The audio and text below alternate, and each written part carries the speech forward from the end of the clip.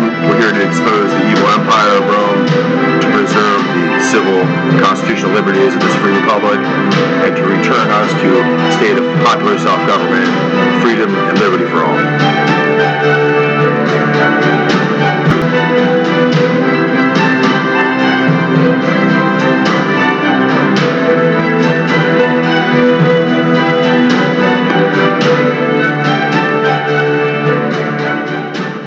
So you're back here once again with Looking Glass Forum, and we're on our way home. We're going through the emerald pastures and the farmland of beautiful Florida here, this free state of Florida.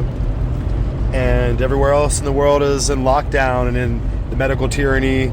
The party of Davos has locked you guys into your homes and limited your jobs and trying to replace you with robots and hit you with vaccines. Their technology right now, on microscopic technology, the nanotech is sick right now, and you guys are just getting yourselves pumped full of it. And the FDA can approve whatever they want, they can mandate whatever they want, but I'm never going to take it. We're just never going to have that. And one woman we heard reported that she was having one seizure a day. It just goes to show you the kind of weird, toxic, and the Wi-Fi nanotechnology that they're practicing. They're using people as mass guinea pigs to just try this shit out on. And exposing yourself to the virus or the vaccine is well and good, so that your natural immunity will respond and create all kinds of antibodies and antigens and all kinds of microbiotic chemistry in your body to just select those virus particles and those contagious replicating RNA invaders is really what they are, as viruses, and to detect them and destroy them and clean your system out. And ultimately, if you exhaust your system preparing for one COVID-19 virus structure and then you get hit with the variant, you're going to die, because your body has already went into a cytostorm, and your blood and immunocellular defense systems in your body will be trying to prepare to fight the old virus, and so that the new variant will get through your defenses, and you'll be doubly sick, and you'll be unprepared. Your body will be unprepared to defend itself. You need to let your body get hit, and your body's immune system get hit with whatever you're going to get hit with. COVID-19, maybe you get strep throat, maybe you get bronchitis, maybe you get a sneeze, maybe you get, a variant. But whatever your body gets hit with, your body needs to respond to that. So you don't need to take any of these vaccines, and understand the danger people think that they're in. And the medical tyranny and the deep state have pushed you all into a state of hysteria. You're in a state of hysteria, and you're taking free federal vaccines that cause people just to kind of stroke out. So good luck with that, guys. You're not going to find us taking any of that shit at all. So really, we got to move on to another really just interesting episode. And I've been working a lot. We've just built a beautiful assisted living facility, kind of a higher end one, a really nice one. People who have loved ones and they want to make sure they're well looked after in a certain condition in life, and they really want the best, they're going to have a place like this, and this is how it works. So here in Florida, we're popping, our economy's popping. I really don't care about the rest of the United States. You guys have gotten the government in your states that you deserve, and Washington, D.C. can really just go up in flames. But here in Florida, Governor DeSantis is really, in his ability to freely govern and protect and serve and keep in repair the laws towards the continuity and integrity of the Constitution, both the original one and the Florida state Constitution, both. And we don't really need anything else. If we have our Constitution and our state Constitution, and we have our Governor DeSantis, we don't really need anything or anyone else. I think we can fend you all off. But be that as it may, we have to talk about going back in history a little bit, and this ties in. And you got to go through the episodes in order and try to listen to the case that we're making and understand the points that we're trying to build. And we're trying to educate you and form within you a new treatise, a new frame of thinking, a new way of looking at the situation that we're in. And I'm going to always try to shine a light on the factual basis of our history as a Protestant free republic. And a sovereign, self-governing nation, a constitutional and free republic was not in the cards. So even after the Monroe Doctrine sought to keep the European manipulators out of our business, ultimately, the papacy and their knights and their dangerous Jesuit order, who pretend to be school teachers and just regular fellows who are just there for the betterment of everyone, the Georgetown set, as we'll come to talk about, they have been setting up ever since John Carroll's farm. Have they been setting up this terrible, monstrous dictatorship and this tyrannical autocracy that we're seeing there in Washington, D.C., which has now become an imperial parasite state that is controlling the rest of our lives and controlling the lives of the people in Afghanistan and the people all around the world. I mean, everyone's depending on us to be who we said we would be. Can you imagine the people in Taiwan right now? We're waiting for them to make our PlayStation 5s real quick and send them over. It's like a 5-month delay for them to get their chips ready and mine all the minerals off the ocean floor and make our fucking transistors and make the shit that will make our PlayStations work and our cars. And then ultimately, as they're laboring away for their weakening dollar, the devaluating dollar for shittier and shittier pay, they have the CCP and the army of the Hun over there in China ready to bring their gunboats over and basically take over the whole place and put them all into chains. Can you imagine them to get up every day not knowing what the Biden administration is going to do? So we're going to be talking about dictatorships, and this is all about what's happening behind the veil, what's happening behind the scenes with the dictatorships, behind the dictatorships of World War II, who were built up primarily Mussolini and Franco and Stalin and Hitler, and also we must not forget that is Ante Pavlich and his Roman priest there, Stefanak, who went through and caused in Yugoslavia hundreds and hundreds of thousands of people, hundreds and hundreds, nearly a million or so people to be butchered and killed right after the time that Stalin and Hitler were doing their thing. Right there in Yugoslavia would be split up and become a Croatian state.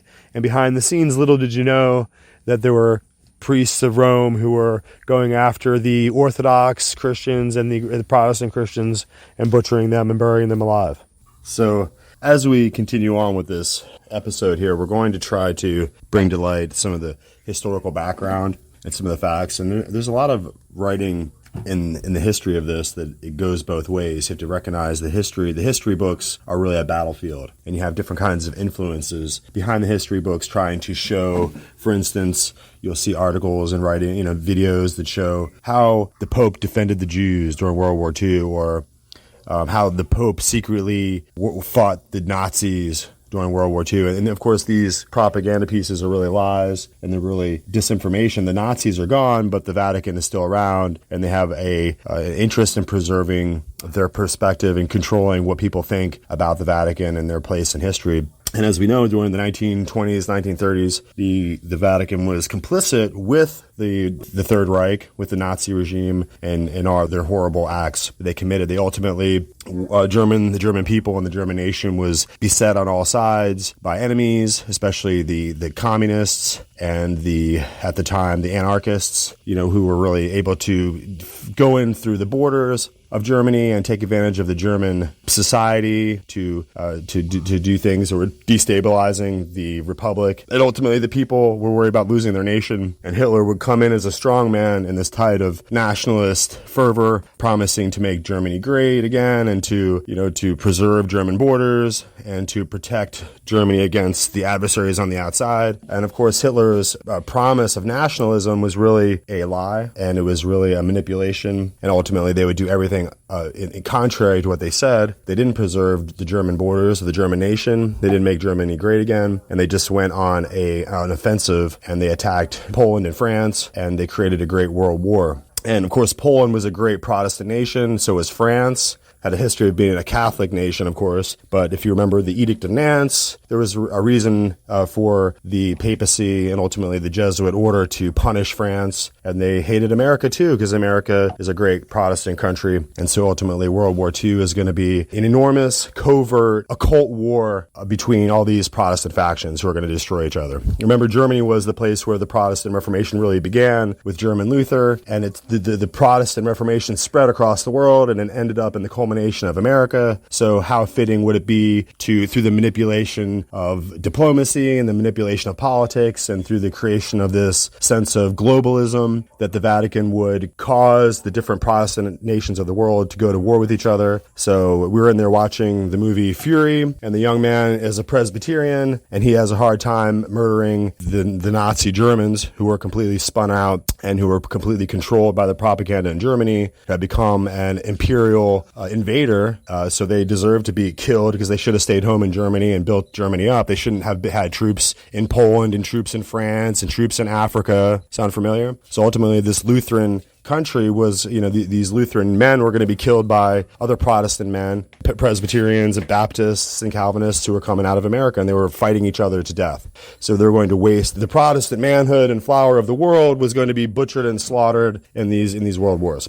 So in order to really get and to define this point, we have an interesting article here from the Daily Chronicles of World War II, and it goes back to a lot of the history and the newspaper articles, and it's going to chronicle the history of World War II. And this particular designation here is called Vatican Signs a Pact with the Nazis. And this is Rome, Italy, July 20th, 1933. And on this date in 1933 in Rome, representatives of German President Paul von Hindenburg and Pope Pius X, this is 1922 to 1939, would, among them, Vatican Secretary of State Eugenio Pacelli, who would later become Pope Pius XII, announced that a concordat, which is a religious treaty, had been forged between the Holy See and the German Reich. The Reich's Concordat, as it was called, was a major propaganda coup for the Nazis in power. They had been in power nearly 6 months. It gave the impression that the Nazi regime of German Chancellor Adolf Hitler, who had acquired quasi-dictatorial powers through the Enabling Act of March 23, 1933, posed no threat to German churches, notwithstanding the ominous opening lines in the Concordat that stated relations between the two entities must be regulated in a way acceptable to both parties, quote unquote. Within the week, Pacelli, the chief author of the Concordat, was forced to defend the Holy See in the first of 2 articles in the Vatican's newspaper,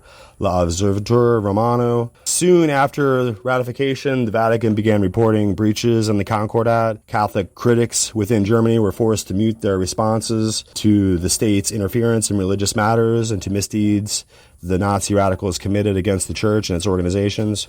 And they show here then a picture of Eugenio Giuseppe Giovanni Pacelli, 1876 to 1958. He would become Pope Pius XII. There was a famous book written about him called Hitler's Pope. Vatican Secretary of State Eugenio Pacelli, at the signing of the Reichs Concordat, July 20th, 1933 in Germany. Seated in Pacelli's right is German Vice Chancellor Franz von Papen, who was a famous Knight of Malta. Between 1933 and 1939, Pacelli issued dozens of protest violations of the Reichs Concordat. And you can see that he's going to issue these protests in order to protect the Vatican, but ultimately the Secretary of State would become, Pacelli would become Pope Pius XII, and he was taking a stand in order to support the anti-Semitism of the German Nazi state. This article goes on to say that an entire library of books has been built, either defending Pius XII's papacy or taking him to task over the Pius Wars. His detractors have accused him of everything from anti-Semitism to colluding with the Nazis, Hitler's Pope. So this is the whole, getting to the whole heart of the matter here. It's which particular books you're going to believe. You're going to pick up and read these books, and they're going to show all these ways that supposedly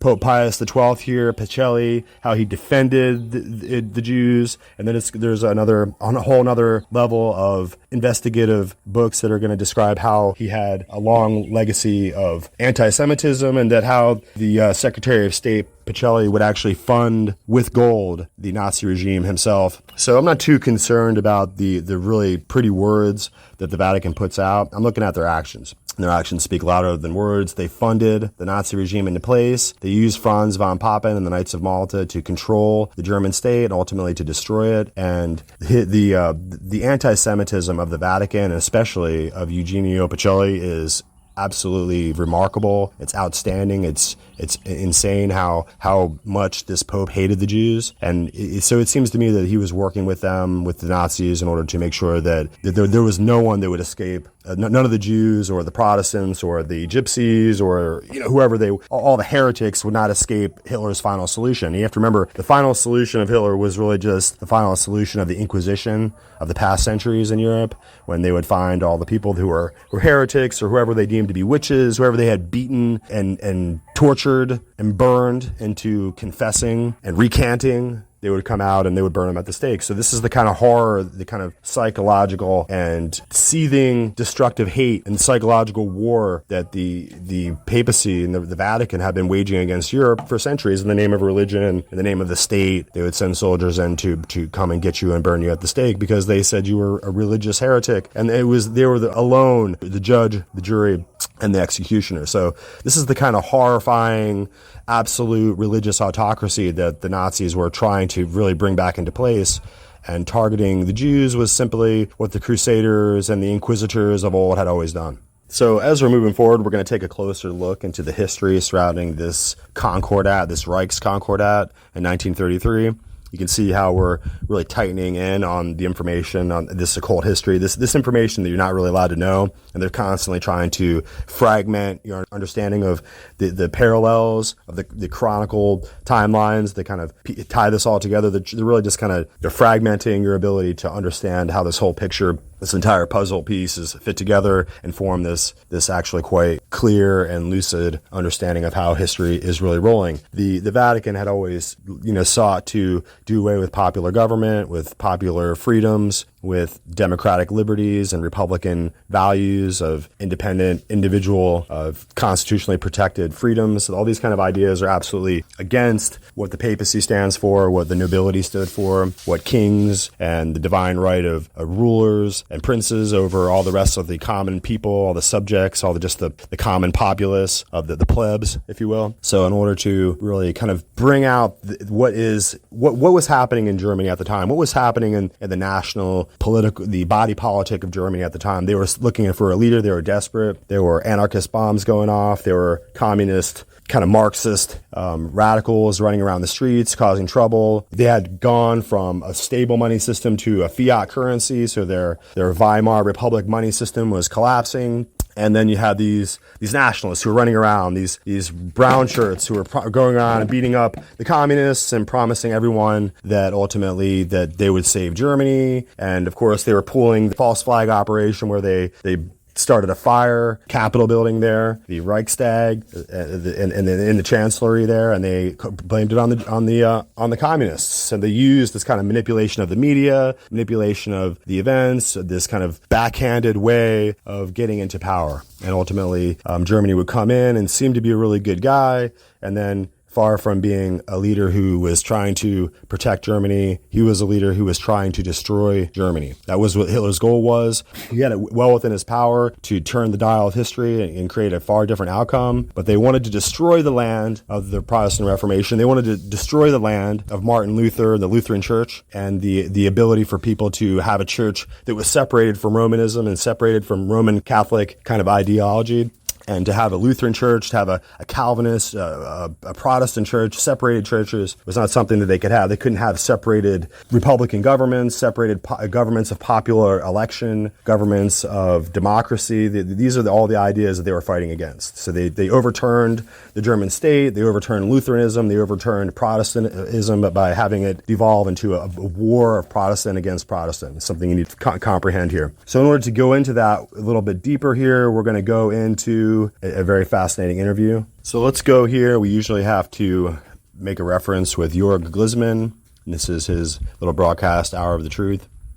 And there's very few people left in the world, I think, that have a full understanding of this information and who have the courage to stand up and to discuss it and to put it out there. And there are probably many who are fully aware of it, and they're the ones who are culpable and also participating with this move, this plan towards world dominion. So let's take a listen. We have to listen to some of this background knowledge here, and we just need to build our case. And we're discussing the book Behind the Dictators by Leo Lehman. And if you don't have that book, you need to get it. We're going to discuss it and talk about it today. And it's going to be one of the key factors that's going to blow open this whole discussion about what was really behind the Nazi regime. Were they just a straightforward political group that was there to try to help Germany? Or were they operators on behalf of the Vatican behind the scenes who were there to really to direct and to ultimately betray the German people and the German state and to create a massive war that led, you have to remember all the young German soldiers that were there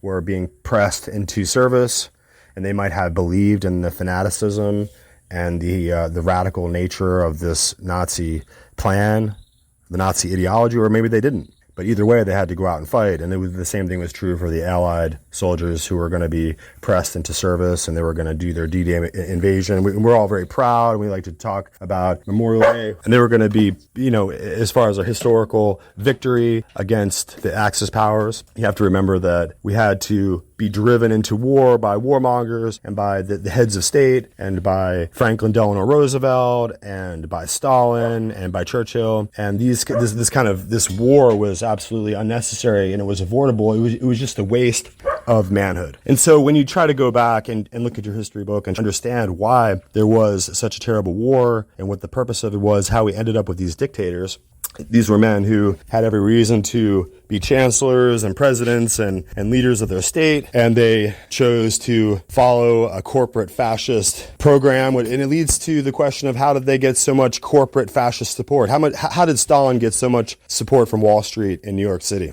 How did German ideologues and German fascists end up with so much support from Wall Street in the West? And you have to recognize that behind the scenes were the Knights of Malta, this centuries and centuries old order of the papacy, this papal knighthood. You serve the Pope, and many of the leaders in Wall Street were Knights of Malta. Many, like Joseph P. Kennedy, who was John F. Kennedy's father. He was the president. John F. Kennedy's father, Joseph P. Kennedy, was one of the richest men in the world and was a Knight of Malta. So was Franz von Papen, who is shown in the photograph seated next to the Pope and Hitler's man. So all throughout these, look at Franklin Delano Roosevelt. Who are these men? You have to recognize that they directed their countries into this staggering war. And ultimately, even if you look at Pearl Harbor event, it's well documented that they knew well in advance that there would be an attack. And they needed the attack, they wanted the attack, and they allowed it to happen. So these are the kind of things we're seeing even today with Joe Biden in Afghanistan. I mean, these things are not mistakes.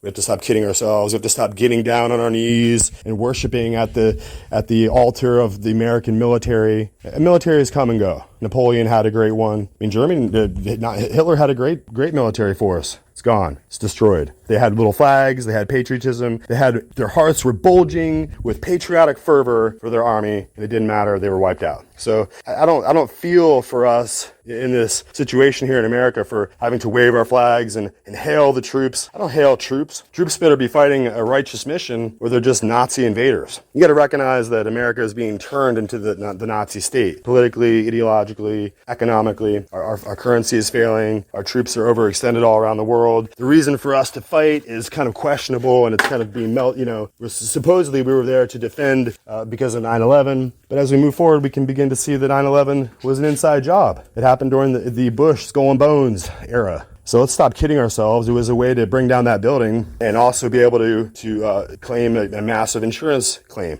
because it was a terrorist attack. I mean, these are the kind of things that that we have to be able to discuss.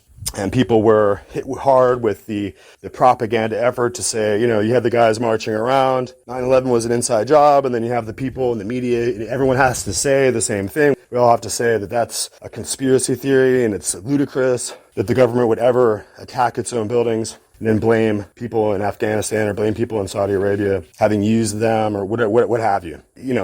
We all, even if you go on Fox News, everyone has to remember the great day when George Bush was saying, everyone will hear us all soon who brought these buildings down. And that's, the part of history. And FDR comes out and says that this will live in infamy, when he had every ability to send out the Navy to protect against this attack. It was coming from halfway around the world. So we have to stop being ignorant peasants who are easily incited easily pressed into emotion, into insanity, into hysteria. Now everyone has to say the vaccines are good. Give me the government vaccine. Everyone has to say that this illness is valid. This is a valid COVID-19 thing. And this is a real thing. And I remember back, I'm old enough to remember that every year Walgreens would offer free flu shots because we had a flu season, and the flu contagion, the flu viruses would come out, and we would have to ultimately get sick, and people whose immune systems were not strong would be in danger from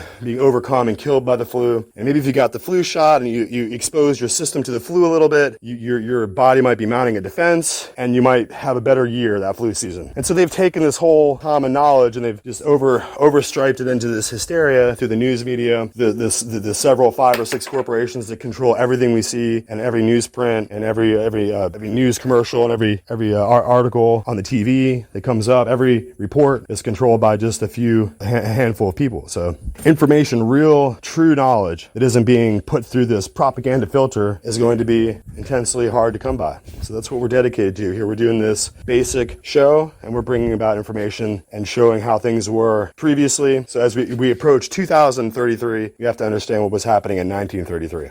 So in order to do that, we're going to listen to Jörg Glisman here and have his take on this issue. And this is all surrounding Leo Lehman's book, Behind the Dictators. And if you haven't heard of that book, that's because you're ignorant, because you don't know what's going on, because you haven't heard about one of the most important historical revelations in history. You were over there. I don't know what you read or if you can read, but you should know about this book, what it exposed to the world. And there was a lot of effort. Entire libraries have been written, says the article, to basically cover up the simple and basic truth that was once known by many. Okay? And I'm reading to you chapter 5 of the book Behind the Dictators by Leo Herbert Lehman, called Hitler and the Catholic Church. Hitler is a product of the Catholic Church. He has never renounced the religious doctrines nor condemned the political aims and aspirations of the church into which he was born and baptized. Just as his father regarded the Catholic priesthood as the highest state to which anyone could aspire, so to him as a child the priest appeared as the ideal human being. In his autobiography, Hitler says that he was deeply impressed with the religious ceremonies of the Catholic Church and was a member of the choir in his parish church. In his free time, he took singing lessons at the nearby monastery. This, he says, supplied me with the best opportunity to steep myself in the solemn magnificence of the brilliant feasts of the Church. These early emotions never completely disappeared, and he has always remained conscious of the extremely suggestive value of ecclesiastical surroundings. Toward the end of his book, he describes, quote, the psychological conditions which tend to create that artificial and mysterious half-light in Catholic churches, the wax, tapers, the incense, end quote. In fact, in his Mein Kampf, which you know was written by Jesuit Father Stempfler, not Hitler himself, in his Mein Kampf, Hitler approves of everything particularly relating to Jesuit Catholicism as opposed to Protestantism.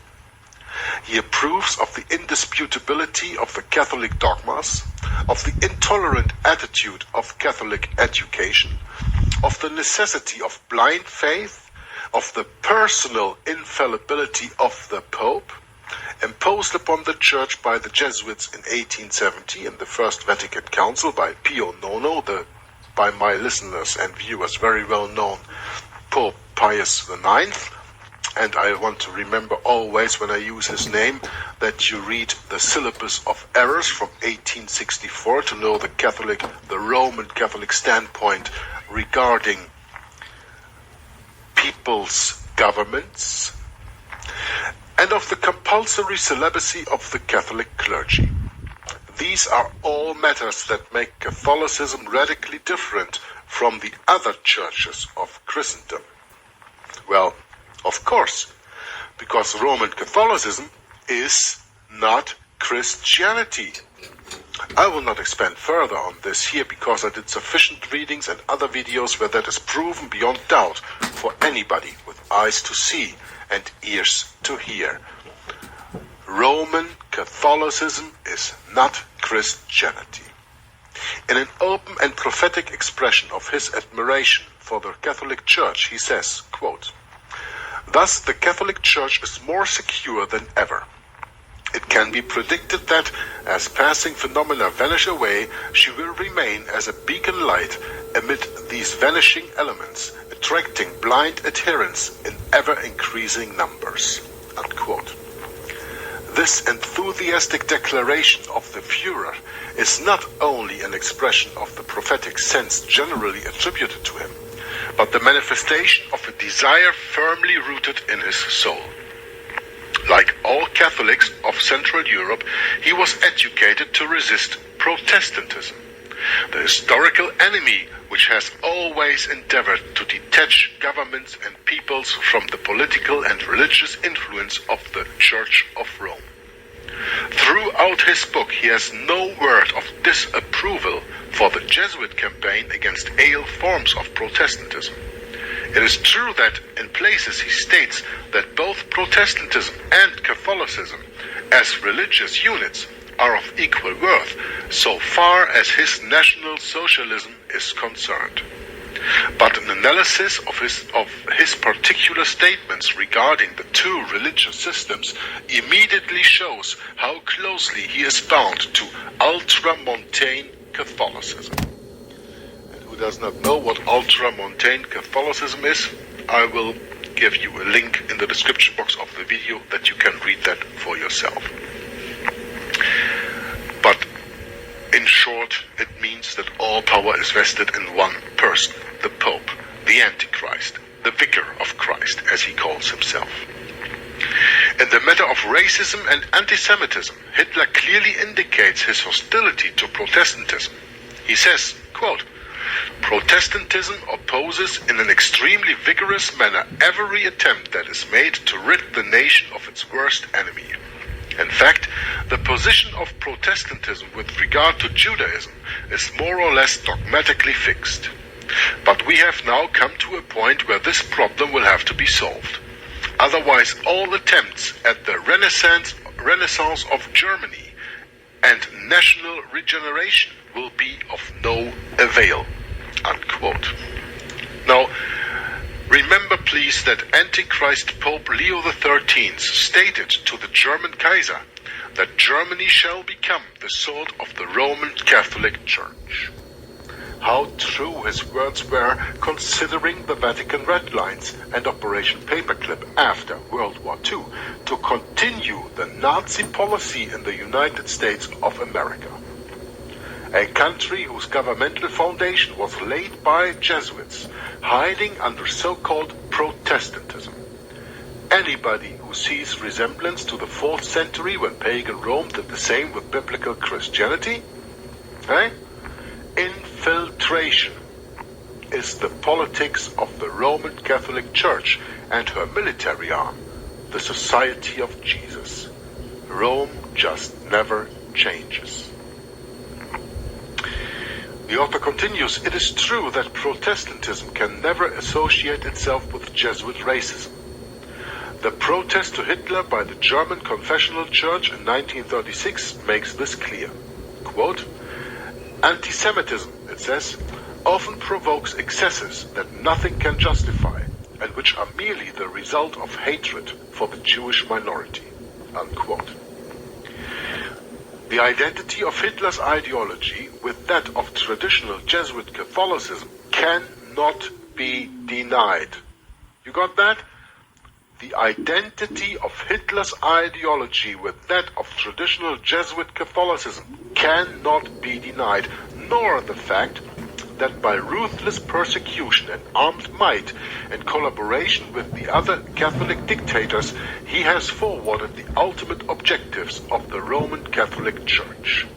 Hitler, Mussolini, Franco, and Salazar, the Catholic dictator of Portugal that is, ousted Jewish, Masonic, and Protestant influence from all of Europe, from the Arctic to the Mediterranean. In spite of this, however, many in America are still skeptical of any predetermined connection between Nazi fascism and Jesuit Catholicism.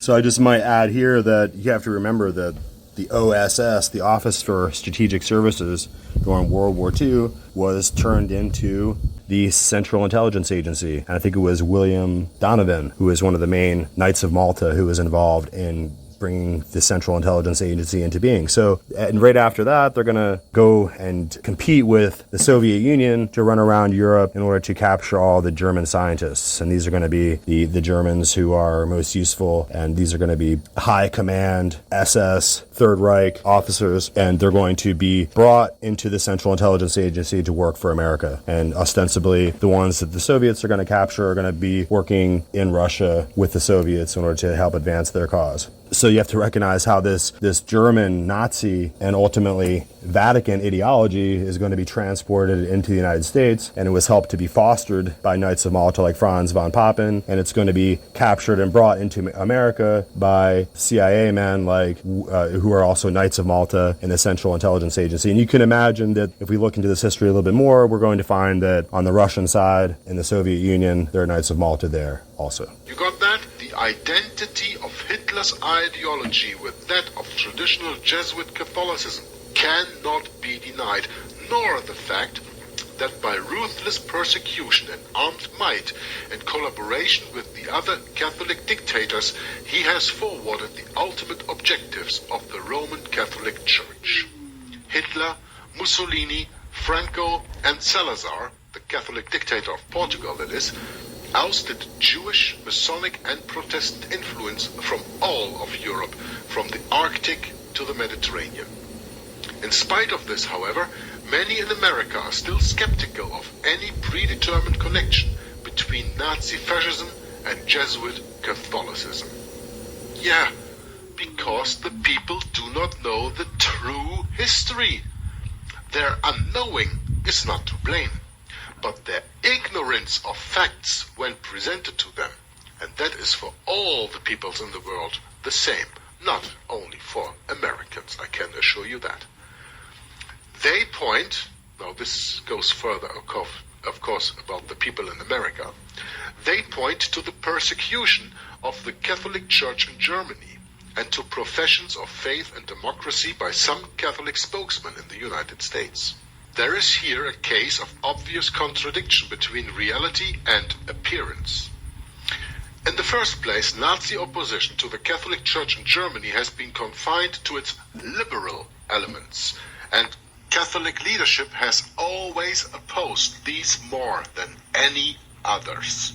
And with that, I would just add also that the setting up of the German Reich, this Third Reich, and the way that they came out and repressed people's liberties and did mass arrests and began to become this kind of warring, psychopathological, this kind of radical, violent ideology, and the fact that they were going to go and lock up a lot of the Catholic churches goes to show you that they weren't there to become a Catholic champion, even though Hitler has this background, this deep, intense, fervent background in his Catholic upbringing. He wasn't there to make Germany into a wonderful Catholic state. They were there to wreck Germany.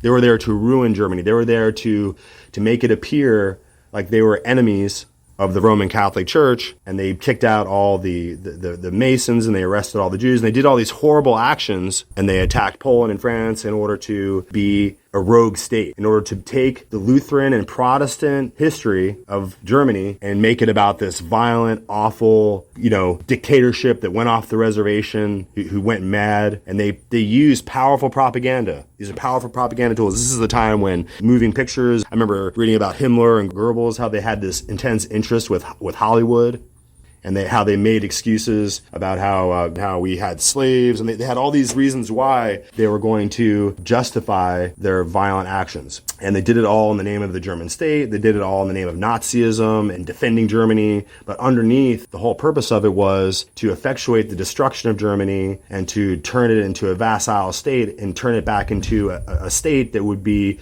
conformed to what we see now in the European Union. And that was the goal of the Knights of Malta, and that's always been their goal, was to destroy the Reformation, to destroy the history of Protestantism, any resistance against Rome. So let's get back to the reading. Why? Because the liberals in the Church of Rome are the weakest link in their chain of command. The Jesuit party has long feared the infiltration of Protestant and liberal ideas into the German Catholic mind. During the post-war years, post-war World War I we speak about here, when Germany was a democratic republic, that was a joke, many of the ordinary secular clergy and some of the religious orders became enamored of the liberal secularizing spirit. They formed the backbone of the Catholic Center Party, which was the last bulwark against Hitler's rise to power. But this last element of liberalism in Germany was dissolved by order of Pope Pius XI, as a stipulated condition of the Vatican's concordat with Nazism. Its leader, Klausener, was assassinated in the Blood Purge of June 30th, 1934. You know, the night of the long knives where they killed off the SA. The last liberal party in Italy, also headed by the exiled priest Don Sturzo, shared the same fate at the hands of the same Antichrist Pope Pius XI. It is nothing new in Catholic history that religious and social reformers from within the Church should be the first to suffer its enmity.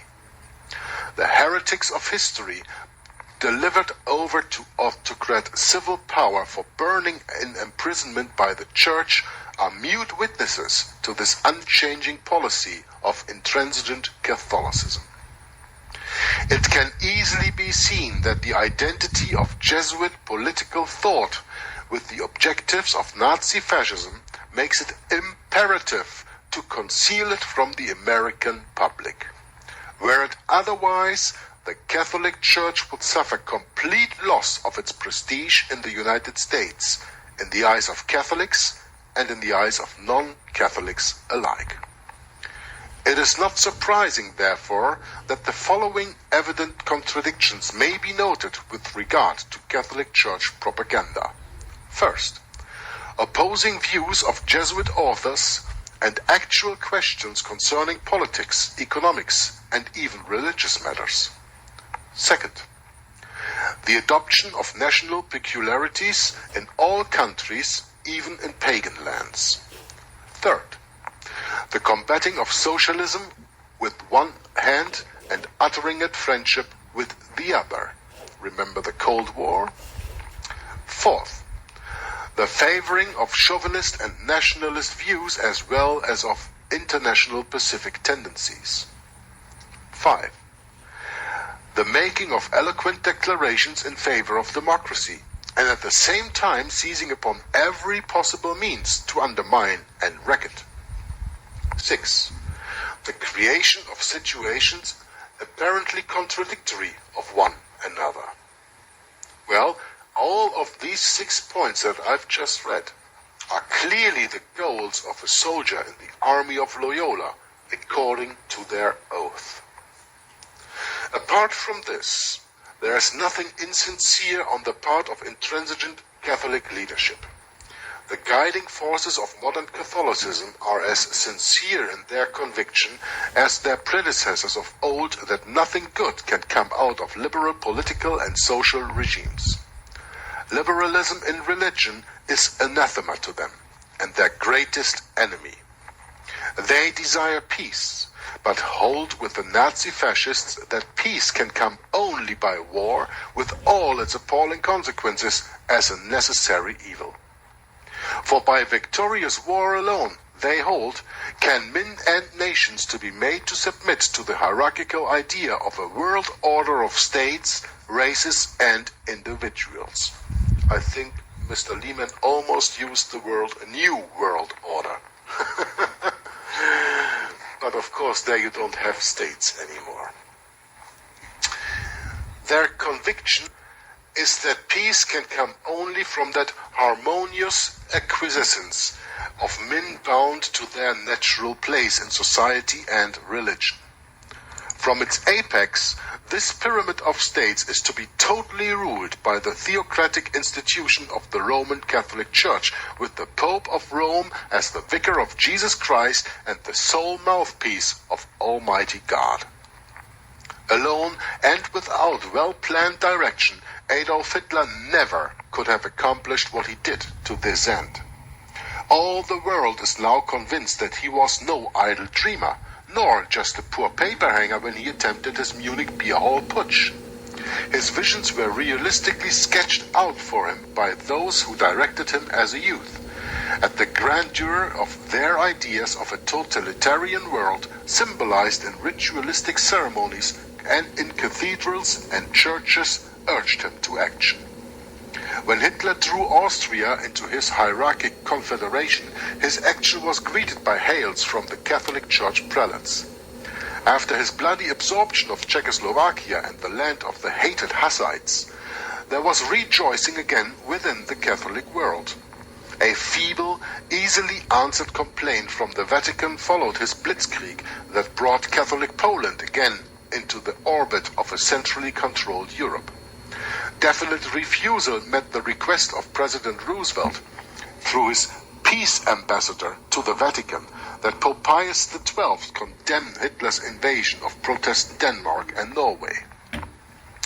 Only short-sighted idealistic Americans fail to understand that Hitler and the intransigent leaders of the Roman Catholicism are one with Mussolini when he declared, quote, "Capitalism, parliamentarism, democracy, socialism, communism, and a certain vacillating Catholicism, with which sooner or later we shall deal in our style, are against us."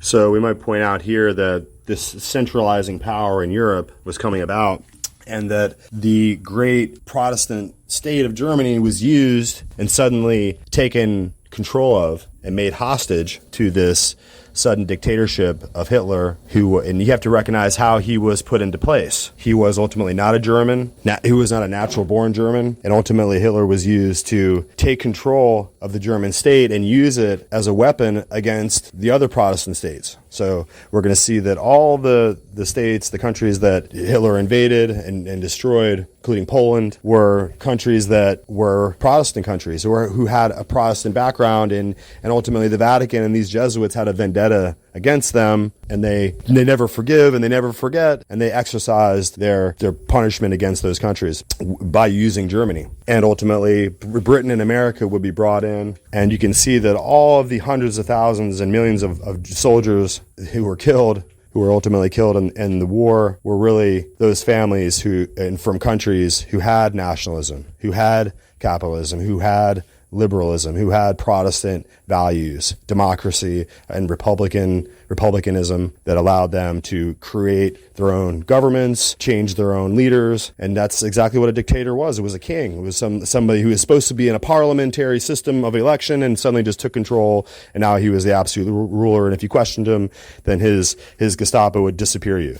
So it was nothing different than the kings of the Holy Roman Empire. The Holy Roman Emperor would do the same thing. You weren't allowed to say anything against him. You had to go to war if he told you to fight. And if he went down, so did you. And if you questioned him, and people would whisper, and then they would disappear you. And it was no different than bringing back monarchical, absolutist, and imperial values back into the country of Germany, who was really the bulwark of freedom and Protestantism, and their economic advancements, their technological advancements, their scientific expertise, their Rolls-Royce motors, their invention of jet propulsion technology. These are all the benefits of their high intellect and their high culture. And these were the results of the Bible, and people who understood Lutheranism, who understood that they were no longer to serve the papacy and serve the little Antichrist, the little monster down there in the Vatican, who walks around in his white dress and pretends to be a religious man and pretends to be Christ on earth. Okay, the Germans had split away and had their Bible. You have to remember, in 1611, the King James Version Bible, it was being translated all around the world. And in Germany, you could find that the German language people there had the Bible. And that's why they had this high culture, this high advancement in technology, this high advancement in medicine. They had the greatest tanks and the greatest army in the world. But it was seized at the highest level by these conspirators. It's something you're not allowed to say. Since the creation of the Central Intelligence Agency, you're not allowed to say conspiracy theory, because then you're crazy. You got to have an aluminum foil hat on and you're a nutcase. But if you just take a look in the history books and you read for yourself what happened, and then you put the pieces together yourself because no one else is going to do it for you, you're going to come to understand that the Vatican is waging war across the earth. They're not religious men. They're empire builders. They're not men who are there to, help you with God. They're there to cast you into purgatory until you pay them. Okay, until you say 10 Hail Marys or do what they say. And they're knights. They're orders of knights. The whole apparatus of secret societies that's controlled by these knighthood orders, they're not playing. The Templar Knights, they're not really gone. The Knights of Malta, the Hospitaller Knights, all these different knighthood orders that we see coming out of Spain, that we see protected at the high levels of Scottish Rite Freemasonry, the Order of the Garter in England. All these different papal knights are very rich, they're very powerful, and they're there to bring back monarchialism. That's why when you look in the drugstore and you're in the supermarket in line, and you can see how terrible Biden and Trump are, but they have these gleaming, perfect posters of the Queen and the Prince and Kate. Like, we know them, right? William and Kate. We know their names. We know their kids, their royal highnesses. They're bringing all that back and making it popular again because this whole plan for popular government and republicanism and democratic self-government, it's going to go away. They're determined to take it away. And if you're not determined to defend it, then you're going to lose it. So you have to understand that the manipulation in the occult, which means secret, obscure, hidden program of the Nazi regime, was to have you forget all about Martin Luther, forget all about the Bible that they fought for and how they resisted the Pope, forget all about the Protestant Reformation, which changed the world, forget all about the German legacy for greatness, and you were only supposed to remember the horrors and the atrocities committed by the Nazi regime. And of course, Nazi is short for nationalist. Of course, the Nazi regime in Germany, the Third Reich, they didn't do anything that was national. They didn't do anything for Germany. They just left Germany in ruins. They debased the currency and ruined it. They debased the military and ruined it. They debased the government and ruined it. So there was nothing nationalistic. If Hitler would have came in and just helped restore the economy of Germany and helped to protect Germany and just made it a great country, then he would have went down as a wonderful leader. But he manipulated and lied and deceived. When you manipulate, lie, and deceive, you're doing the purpose of the Jesuits. You're doing the war that they set into place, which is to destroy. They have an asymmetrical warfare. So they brought in all the different elements that they wanted to destroy and it caused them to have war against each other. We had to invade France. Understand? This is the kind of tactics and manipulation that the empire builders in Rome, the guys there who have been establishing empire and ordering legions into Gaul and Julius Caesar and Cicero and the great Republic of Rome and all these ideas, they've been around for a long time. They know how to run the world. They know how to handle one side against another side and then survive in the end and walk away after all their enemies destroy each other. That's what this is all about. You need to think. You need to learn. You need to be able to see what no one else is going to tell you. See the truth for what it is. Okay? So let's get back to our reading here and just finish up. That you understand this very well, this quote from fascist Italian dictator Mussolini. Capitalism, parliamentarism, democracy, socialism, communism, and a certain vacillating Catholicism, with which sooner or later we shall deal in our style, are against us. Unquote. All of these, particularly the last, are the forces which the Jesuits and their Counter-Reformation have fought against and made use of since the time of Martin Luther and his associates. So, this chapter 5 was quite a short one from Leo Herbert Lehman, but as I already said in the beginning, this book is short, and there are things where you can come in for an hour, and there are things where you don't have to come in very much because the book is very precise, and this was a very precise chapter of the book. You have to understand that Leo Herbert Lehman wrote this in 1942. But I think that everybody who listens to this now in 2016 or even later will see the resemblance between the time plus 70 years ago now and the time we have today. And I don't have to go into all the exposure of Roman Catholicist faults, mistakes and errors in this reading because I've done that on numerous other occasions. So I think even that this little chapter from Behind the Dictators, Hitler and the Catholic Church, chapter 5, was quite sure, though it is very interesting to understand and hear it from the feather of Leo Herbert Lehman, who wrote this in 1942, and to understand where we are today. That Rome never changes. They plan hundreds of years in advance their steps because they know and they understand the Word of God.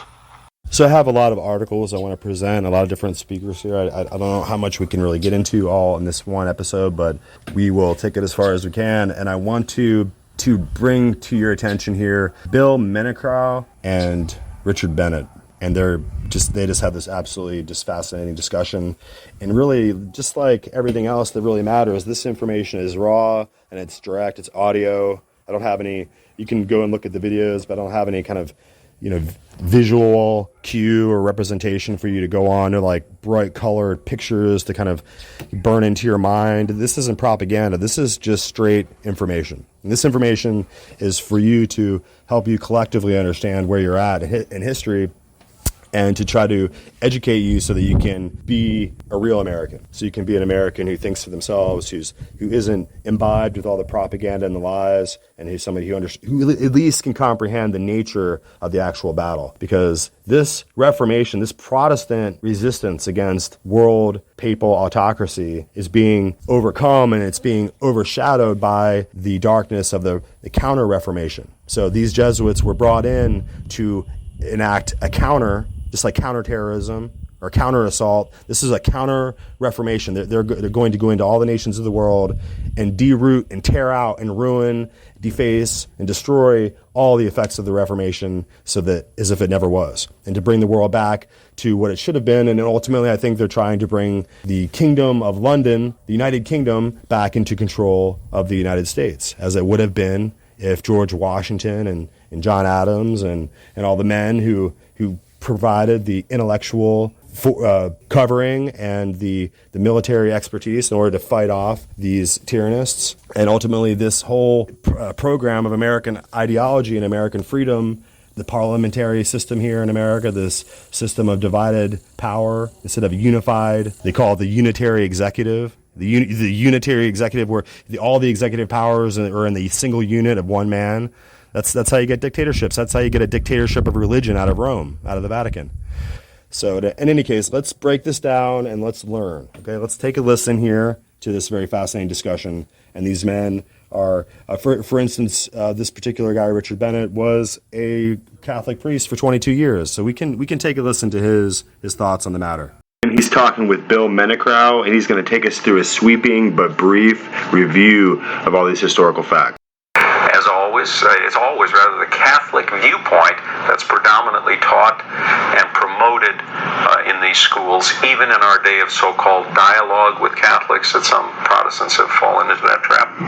Furthermore, if the students are not converted to Catholicism, they are rendered less effective in their biblical witnessing, in their biblical faith, because of their Catholic training.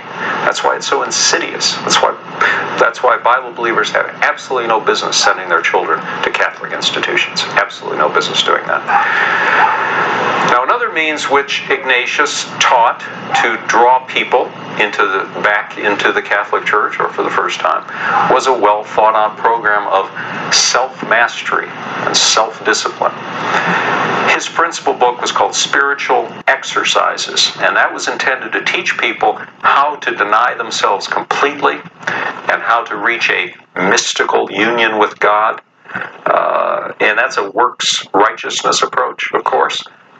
The self-denial and reaching this so-called mystical union with God it's a works righteousness. The child of that is existentialism and neo-orthodoxy. His conviction, we're talking about Loyola, Ignatius. His conviction was that self-denial and these mystical experiences would lead to full obedience to the Roman Church, because they'd done that for Ignatius of Loyola himself. The populations that are not grounded in the Bible are notoriously superstitious.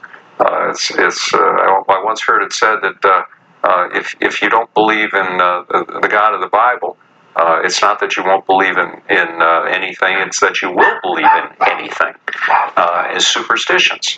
And because populations that aren't grounded in the Bible, they don't have any sure knowledge of God through Jesus Christ and His written word, the Bible, mysticism has a great appeal to these people.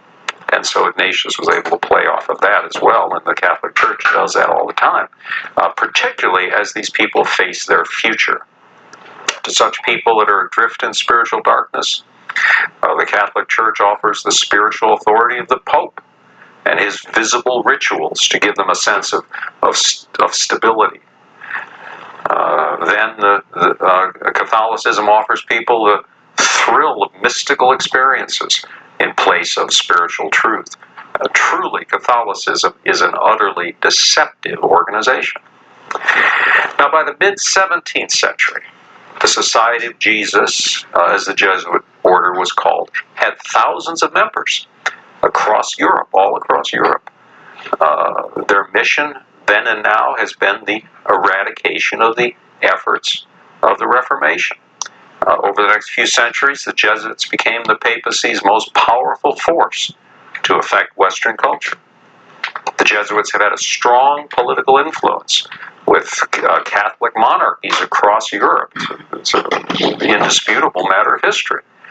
They've led the main Counter-Reformation efforts for 4 centuries by upholding papal authority, restoring the sacramental system, promoting this mysticism with all these superstitions to those nations, many nations, that had been touched by the biblical principles of the Reformation. Much of what Papal Rome has achieved since the Reformation, and in modern times, has been due to the planning and strategy of the Jesuits. Yes, this is quite true that the Jesuits succeeded right across Europe, and they were quite successful even in places like Poland, where they really stamped out what had been biblical faith growing in Poland.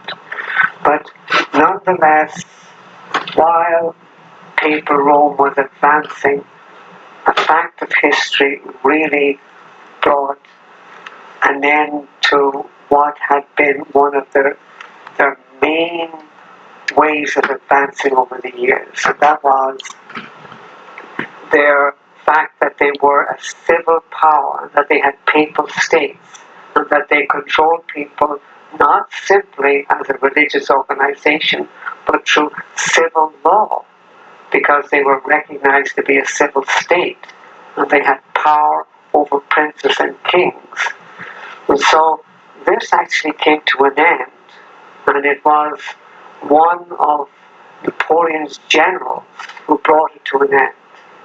Napoleon's generals came into Italy and into Rome and into the Vatican itself, and they removed Pope Pius VI from his papal throne. Not only was he physically taking off his papal throne, but they removed his civil power.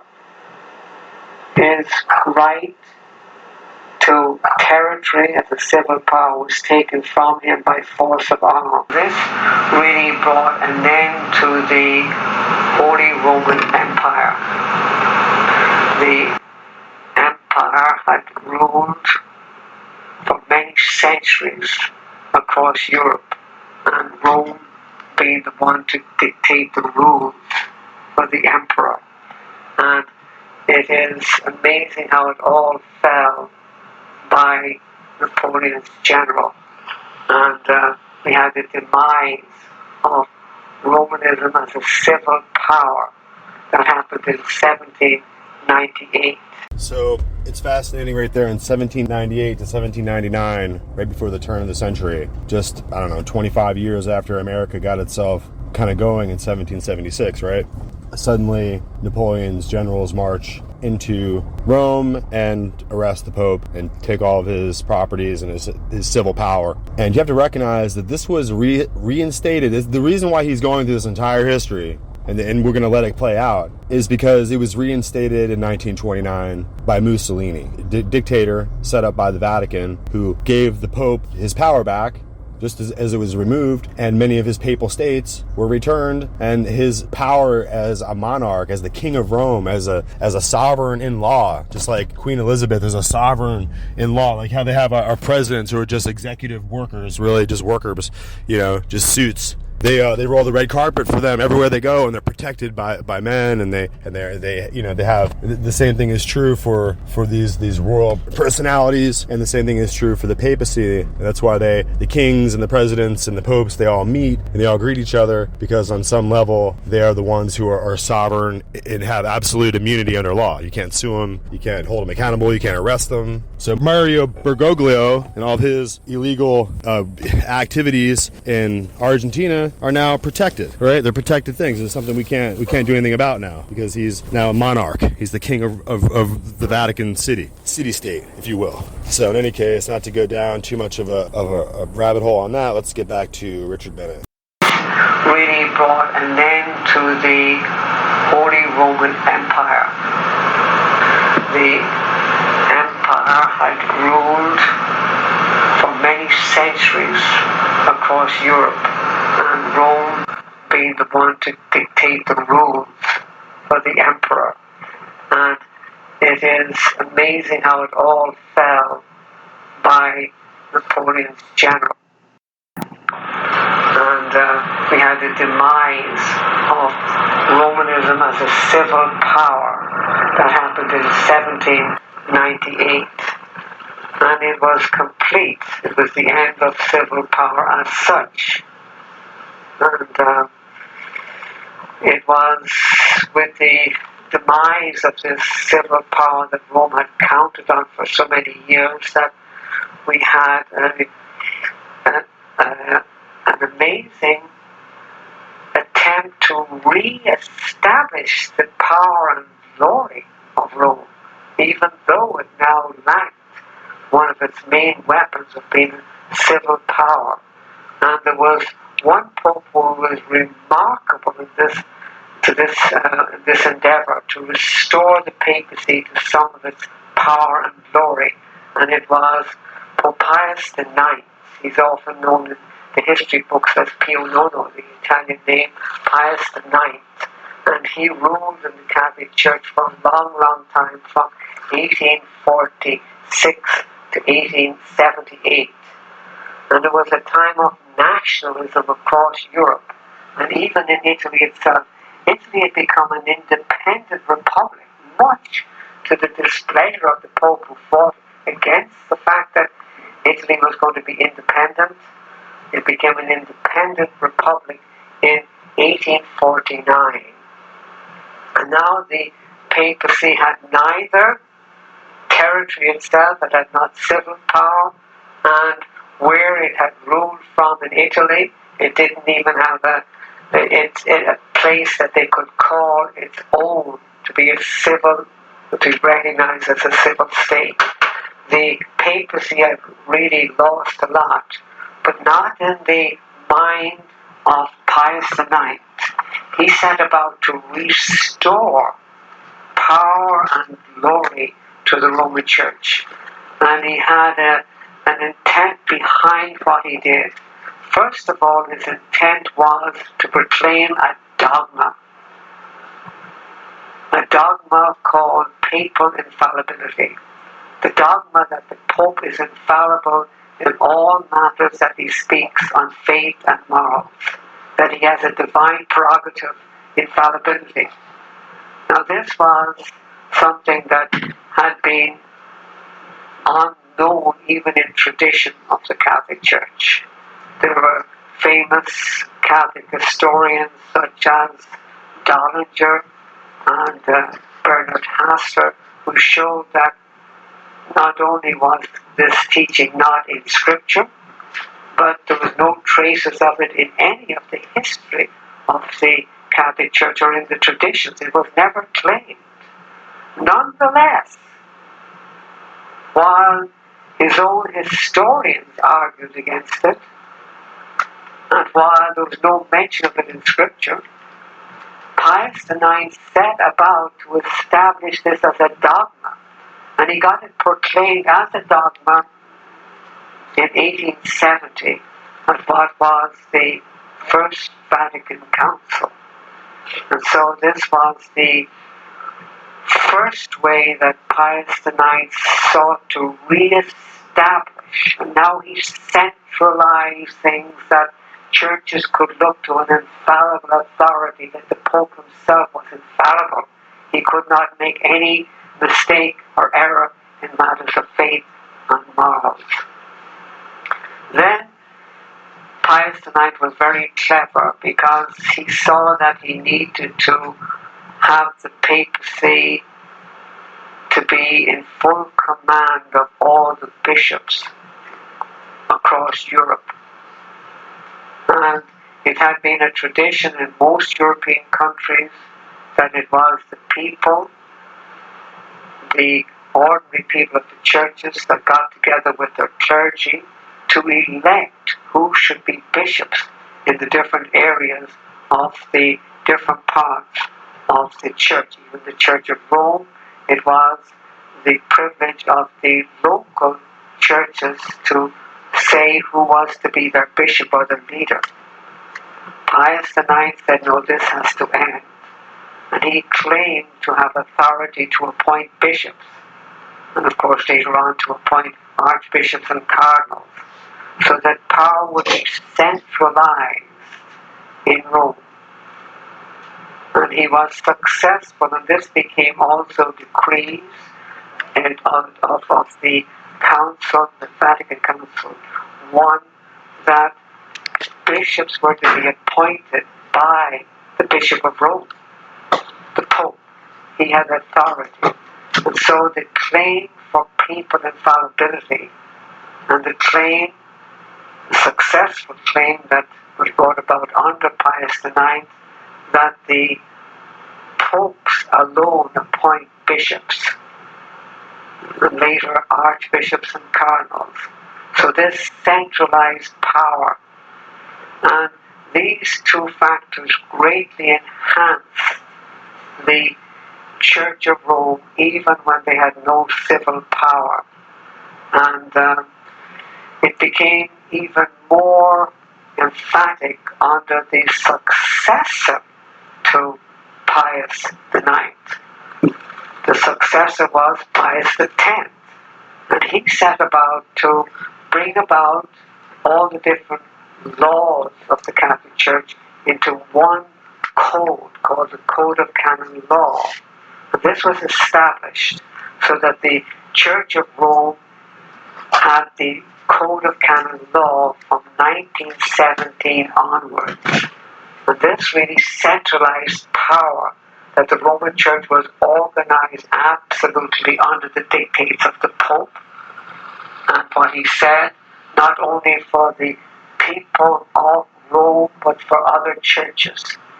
Their claim and their laws of how churches were to be organized, down to details of clerical dress and on, all in the Code of Canon Law. And this became known and publicized to the world in 1917. Then there came an historical fact that was to change Romanism, and I'd like that you would speak about this historical fact. Certainly will.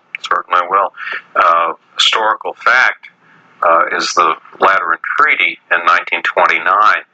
This really establishes how the Roman Catholicism, the Catholic Church, became a modern nation. Now, we think about the Roman Catholic Church, a lot of people say, what are you talking about, a nation? That's a religion. It's a church. Well, it's far more than that. It is a nation.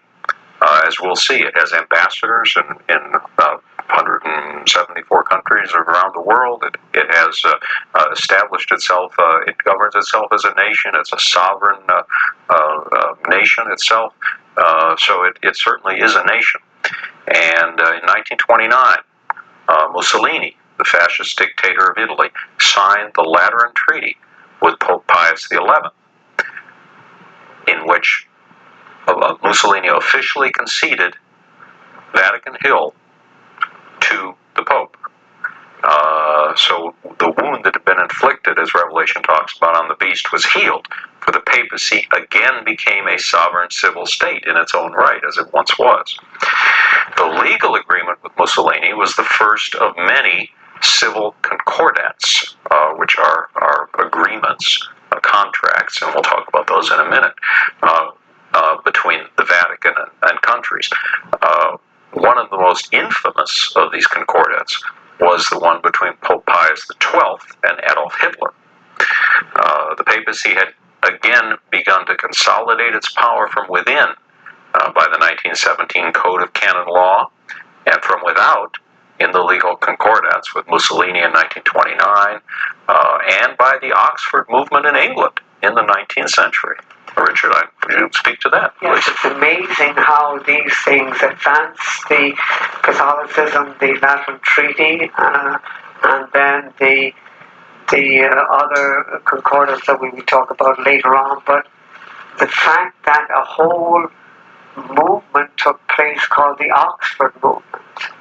Now, it's amazing we gave an account of the Jesuits being successful across Europe, but they were not really successful whatsoever in Ireland and England. In actual fact, they had been banned legally. The civil authorities banned.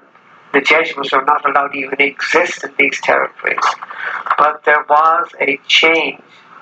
The civil authorities, England, the civil authorities recognized the Jesuits in called the Catholic Emancipation Act of 1829. They were allowed to come back into England, and back they did come. And the Oxford movement was started soon after that in 1833. Its best known leader was John Henry Newman. Newman started off as an Anglican, and his intent and purpose, as he explains himself, was to make Anglicanism, what had been the Reformation Church and the truly biblical church in England, to be not distinguishable from the Roman Church. In actual fact, to become more and more Roman Catholic. Now, this looked not to be possible, but John Henry Newman set about doing it. And it was called the Oxford movement, sometimes the Tractarian movement, and they set about by tracts to rewrite what had been the facts of Scripture and history. They set about to change prophecy, where the Church of Rome had been proclaimed to be the Antichrist and shown to be the one who fulfilled 2 Thessalonians 2, Revelation 17 and 18, and other parts of Scripture. But they said no, that the prophecy does not show anything. It is some future coming of the man of sin in the end times. They rewrote what was in the Scripture to make it look as if it's going to be some future Antichrist to come. And they set about to change the Anglican Church and to bring in what they called Anglo-Catholics, that the Anglican Church would become Anglo-Catholic. It would become part and parcel like the Catholic Church, because they would accept more and more the dogmas and teachings of the Church of Rome. And through many tracts, they really set out to bring the population under the Church of Rome by misusing Scripture and misusing facts of history to bring people under subjection. It is an amazing story, and it has been documented, and it is quite sad how they re-instigated Romanism within the church that had been the Reformation Church, the Anglican Church, and it became more and more like unto the Church of Rome. This attempt to bring back the Anglican Church to become again under the Roman Church has been quite successful. And in recent times, with the visit of Benedict XVI to the UK in 2010, and to make John Henry Newman a venerable on the road to become a saint, and to meet again with the leaders of the Anglican Church, and even to speak at the House of Parliament as a civil man. He spoke in the House of Parliament to the two House of Parliament Lords and the ordinary House of Commons. He spoke as a civil leader. It was to bring England in the Anglican Church back under Rome. It has succeeded to a large part. It has not completed as yet, but what had started in the Oxford movement has reached some success in 2010 with the visit of the Pope to England. So we will point out here that ultimately the show that you can see on some of the movie services and television services that are available, it's called The Young Pope. And of course, it's got Jude Law and other famous actors in it. John Malkovich is in it famously, and they discuss John Henry Newman and how, and they don't really tell you what he's all about or what his ideology is, but it's really the reassertion. John Henry Newman is a British man in the standing at that time in the United Kingdom, and he was returning the Anglican Church and ultimately the people of England back under the authority, the religious authority and the religious ritual of the Roman Papacy. And so that was the whole point of him. And so you can see that the propaganda of the shows like The Young Pope and other shows like that are really the kind of the advancing propaganda of the actual kingdom, the state of the Vatican. So it's a nation state in a city. So can you imagine an entire country that's an independent and sovereign nation run by a king, which is really a state inside a single city that's 133 acres. And so he's the king of Rome. That's who the Pope is. And you need to recognize his, how this placement of sovereign authority is going to begin to grow, and why we're isolating and looking so narrowly at the European Union, because the European Union is the resurrection of the imperialism of the past, after all the nationalism and the independent nations in Venice and all that of pre-World War II era. Now we have the post-World War II era, centuries are going by, and you can see that we're back to this kind of, super state, uniform, federalism, dictatorship within the Hague, International Criminal Court, the Eurozone, and it all comes out of the Roman Treaty, right? And so ultimately you can see that the Vatican, through Italy, through the independent power of the Holy See, through the European Union, is ultimately rebuilding the Holy Roman Empire. And the only thing that lacks is who will the emperor be? Who will the actual man be? The actual dictator, the actual monarch, the emperor, the absolute imperator that will rule over, control the Holy Roman Empire for the Pope. That's how it had always been. The Holy Roman Emperor would kneel down and kiss the Pope's slipper and do all the things that he wished the Pope to required of him. And that's how Europe was run for many centuries. So when Napoleon comes in 1798, takes away the Pope's crown, takes away all of his authority, his papal states, and all of his civil sovereignty and his money, and he doesn't get it back again until 1929 with Mussolini. So that's the gist of this entire thing here. Let's continue. Just insidious in the church today, and it's a Roman Catholic invention. So the futurism of Schofield, which are unlocked from the facts of history, they ignore the historic church view of predictive prophecy. The futurism of Schofield, the Oxford movement that brought the English Bible believers back to papal Rome, have seriously supplanted the historic interpretation of Scripture throughout the centuries. So futuristic teaching that originating from the Jesuits as it did effectively hid and effectively hides the presence of Antichrist from the modern evangelistic world. We now come to study the 20th century, the wars of the 20th century, and people have a great knowledge of the First and Second World Wars, and people have a great idea of what went on, but very few people are aware of the Vatican part of the cruelty and the wars that went on, and the Vatican's working together with dictators.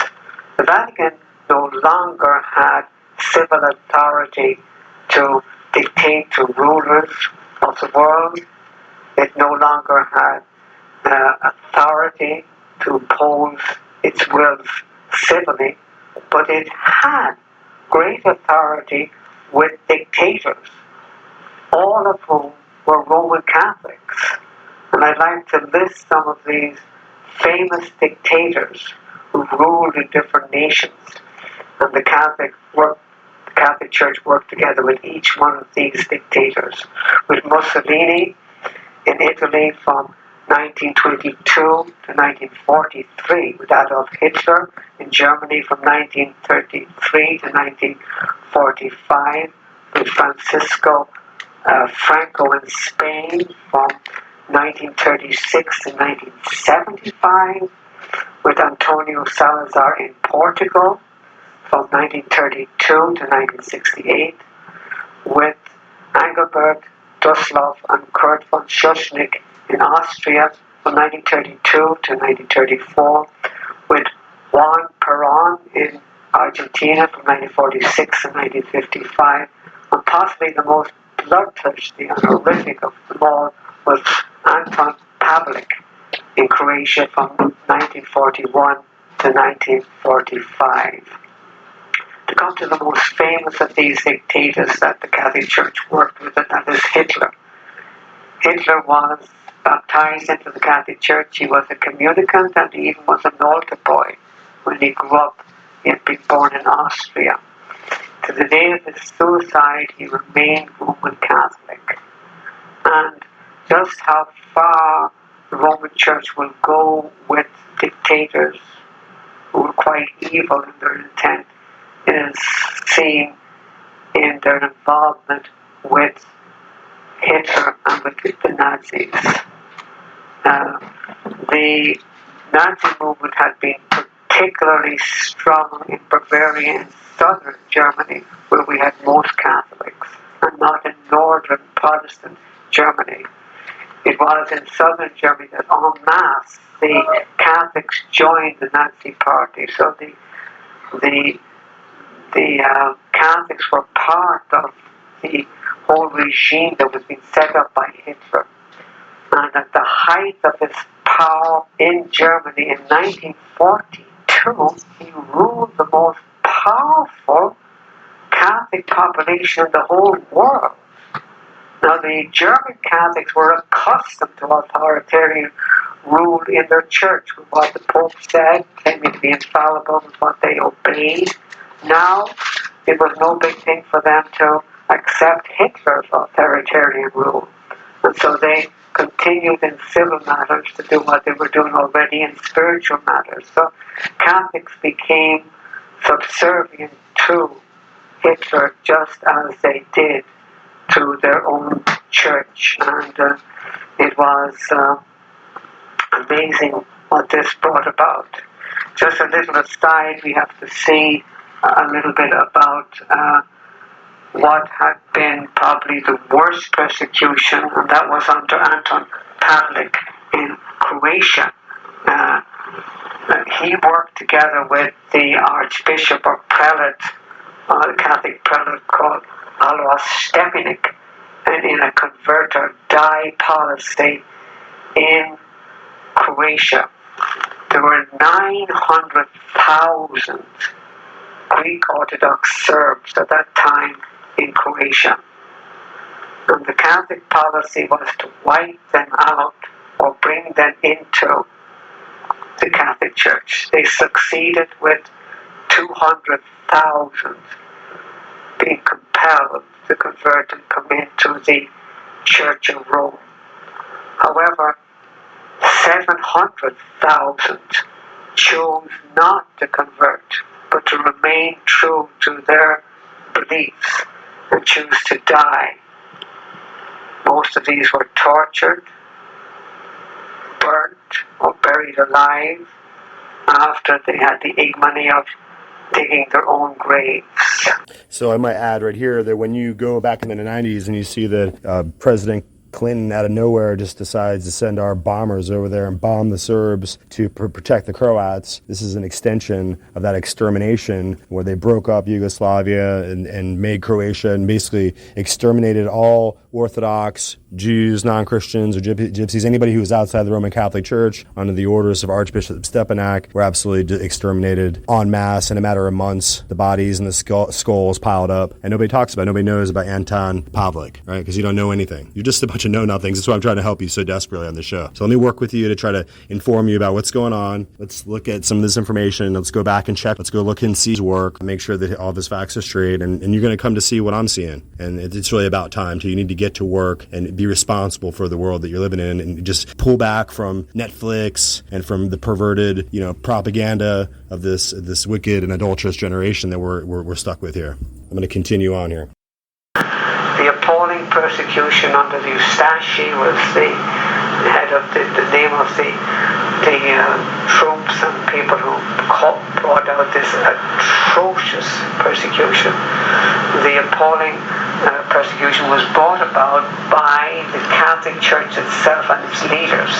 It was many of their priests and their monks who led this savage persecution with hatchet, with dagger, and they went after the Serbians, and they persecuted the Serbians from church to church. They imprisoned them, they tortured them, they had them dig their own graves, and the Catholic Church was not using the civil power, but directly Catholic priests working together with others, Catholics in the Eustachi, wiping out what had been the Serbian believers in Croatia, so that this was to become a Roman Catholic state,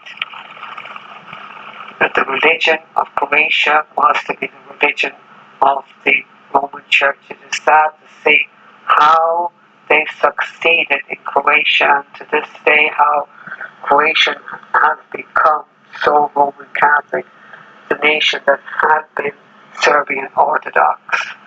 So this is one of the horrendous things of the Second World War, was the horrific persecution that took place in Croatia, all under the authority of the Catholic Church. Now the Catholic Crusades, where they sent out their armies to take back the Holy Land and other places, and their Inquisition, where they persecuted believers for 605 years, has stopped. And they're working together with dictators, as they did in the 20th century, and I've listed some of them. And this has all stopped, but the Catholic influence continues politically and on a civil note, and this is important. They have continued, and they're highly successful now, but they've had a change of face, and we must deal with this change of face, and I ask that you, Bill, would explain this change of face that has taken place in the Church of Rome. Well, certainly, Richard, that's a very good phrase to use, a change of face, a change of appearance, but not of substance. It's taken place in the Vatican's rewriting of history, and it's influenced nation by nation by civil power in these nations. First, Papal Rome set about rewriting history in its changing of the name of the Inquisition. Quite often we see changes of name to make things appear more palatable, but nothing really changes. Well, the shrewd name change for one of the main departments of the Vatican's organization in times past was called the Office of the Inquisition. Now it is called the Congregation for the Doctrine of the Faith. That sound nice? Sounds so innocent. This change is explained by Roman Catholic author, I will point out he's Roman Catholic and theologian, Peter de Rosa, in his book Vicars of Christ, The Dark Side of the Papacy. In that he writes, quote, "In recent years, having a bad press, the Holy Catholic and Apostolic Inquisition, like the Soviet secret police," he writes, "had been renamed more than once. In 1908, this oldest of Rome's sacred congregations became the Holy Office. From 1967, it changed to the Congregation for the Doctrine of the Faith," unquote. Now this Roman Catholic author compares the changing of the name of the Inquisition to the changing of the name Soviet Secret Police, which has had several different name changes, but it's all the same. So we might continue on just by pointing out that Rome's civil power is extended mightily through the United Nations. There, Italy has a seat, and also the Holy See, the actual city-nation state of the Vatican Kingdom, actually has its own seat as well. So does Croatia. Croatia being a terribly Roman Catholic governing institution established during the chaos during World War II under Anti-Pavlik, where they had just destroyed half their population if they didn't convert to Roman Catholicism. This is something you don't know about. You need to learn. And ultimately, you can see that through the extension, I wonder how many nations who have a seat in the United Nations organization, I wonder how many of them ultimately are under control of the Vatican City, of Rome there. And so you can see that really this is an extension. You can see that Rockefeller Center, him being a big-time Knight of Malta, you can see that the interconnections in this global empire that they're building are not really as invisible as we might like to think. We might want to pretend that all the information and clues are not right there in front of us, but they truly are. So as we go forward, we had to kind of play out the Richard Bennett piece completely because he touches on several facets of history that kind of tie in to, make a junction out of all the different themes there that we're discussing. Ultimately, you can be anything you want in America, but you have to recognize that your American freedoms and liberties were ideas who had their intellectual genesis within the Protestant Reformation. These are not Roman Catholic ideas. Okay, these are, Roman Catholic idea is to, bring in an absolute monarchy, an absolute dictatorship, and rule over the people, with absolute statism, where the individual is just a piece of the state and has no actual individual will, but you're just part of the collective whole, and you're there to be used by the absolute monarch to, at the command of the Pope, to do whatever they want. Whether they're gonna decide for you whether you're going to rise or fall, or if you're going to be educated or not.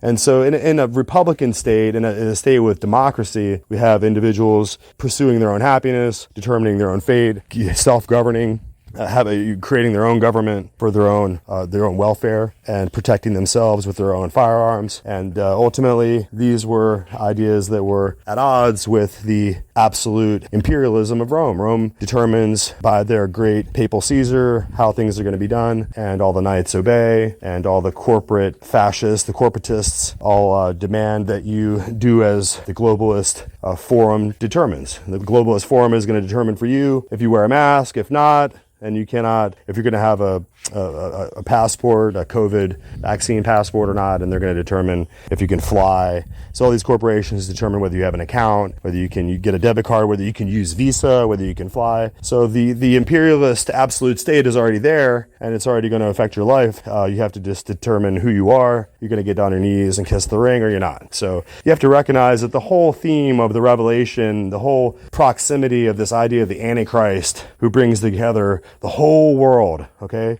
The entire world. At that time when John wrote the Revelation, I don't know if he could imagine an entire globe, an entire Earth and the planetary surface being subsumed into this absolute dictatorship. So you get every continent, every language, every nation, everywhere in the world is got CNN on, CNN Russia, or whatever you have. So we've become a globalist consciousness, and so they're working feverishly to control this whole situation. So in order to have the apocalypse and the revelation, you have to have a confederacy of the 10 kings of the world, the 10 main globalist dictators or elites of the world are under control of the 11th, the Antichrist, who is this person who everyone must worship and everyone has to. So this worshipful part is recognized in the papacy, since he's a man god. He is a divine figure. He's an autocratic king, but he also is sitting in the seat of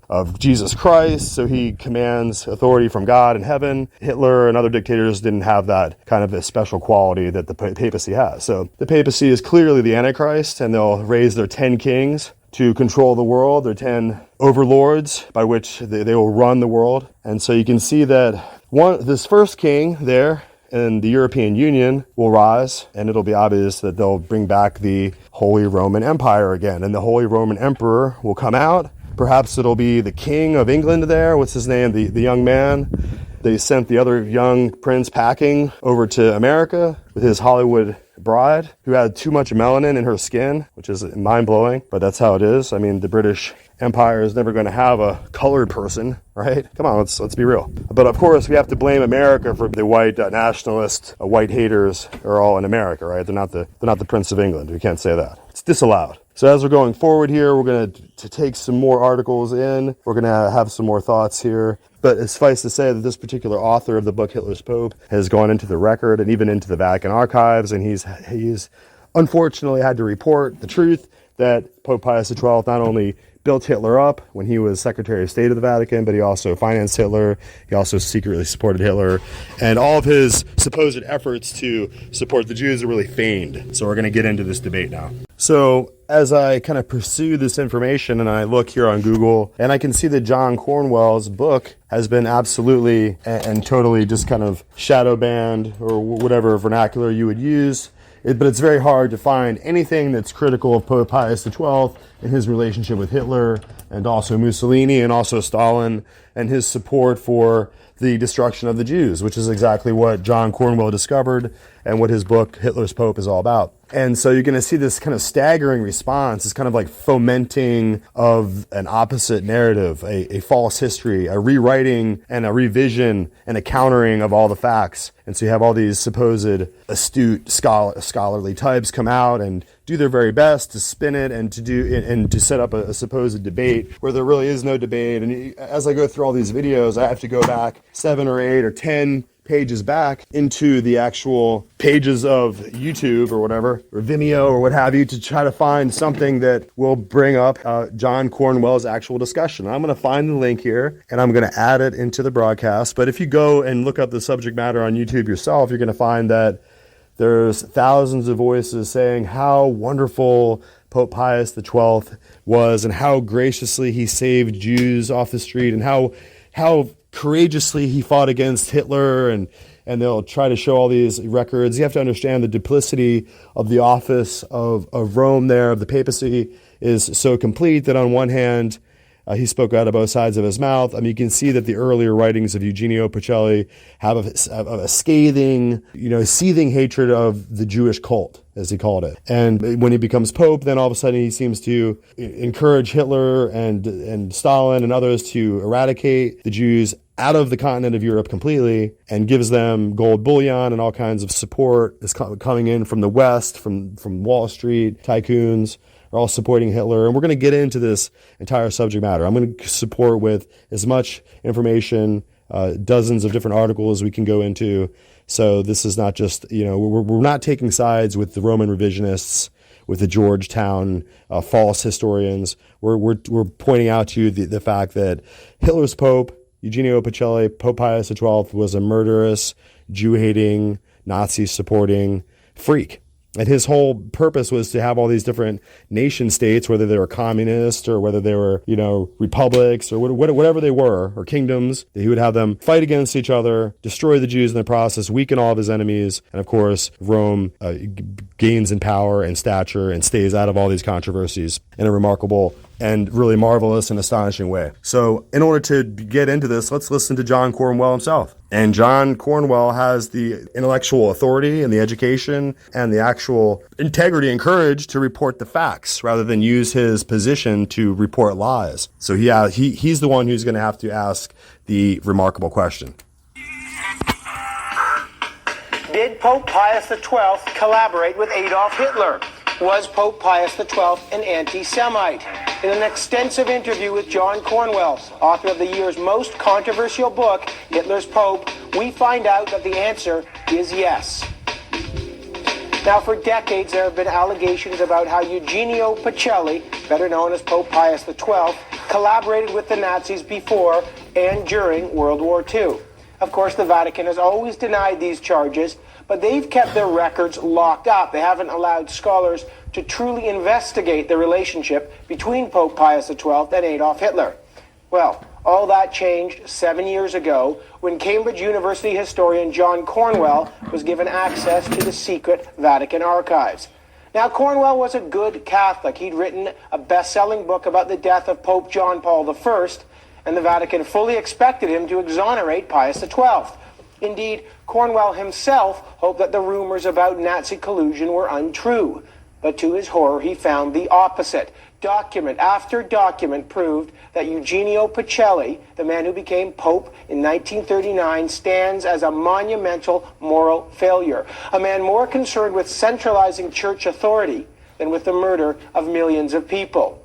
A man not only complicit with the rise of the Nazi Party, but according to Cornwell, a man whose silence about the fate of the Jews betrayed a deeply embedded anti-Semitic attitude. Now, Cornwell put all this in his controversial new book, Hitler's Pope, The Secret History of Pius XII. And naturally, the Roman Catholic Church has strongly denied the claims of anti-Semitism, and some have even criticized Cornwell's scholarship. Well, I spoke to Cornwell recently and began by asking him about Pacelli's work in the 1930s in Germany, where he negotiated the now infamous treaty between the Vatican and Hitler's regime. Well, first of all, why did he go to Germany? Why was he sent there?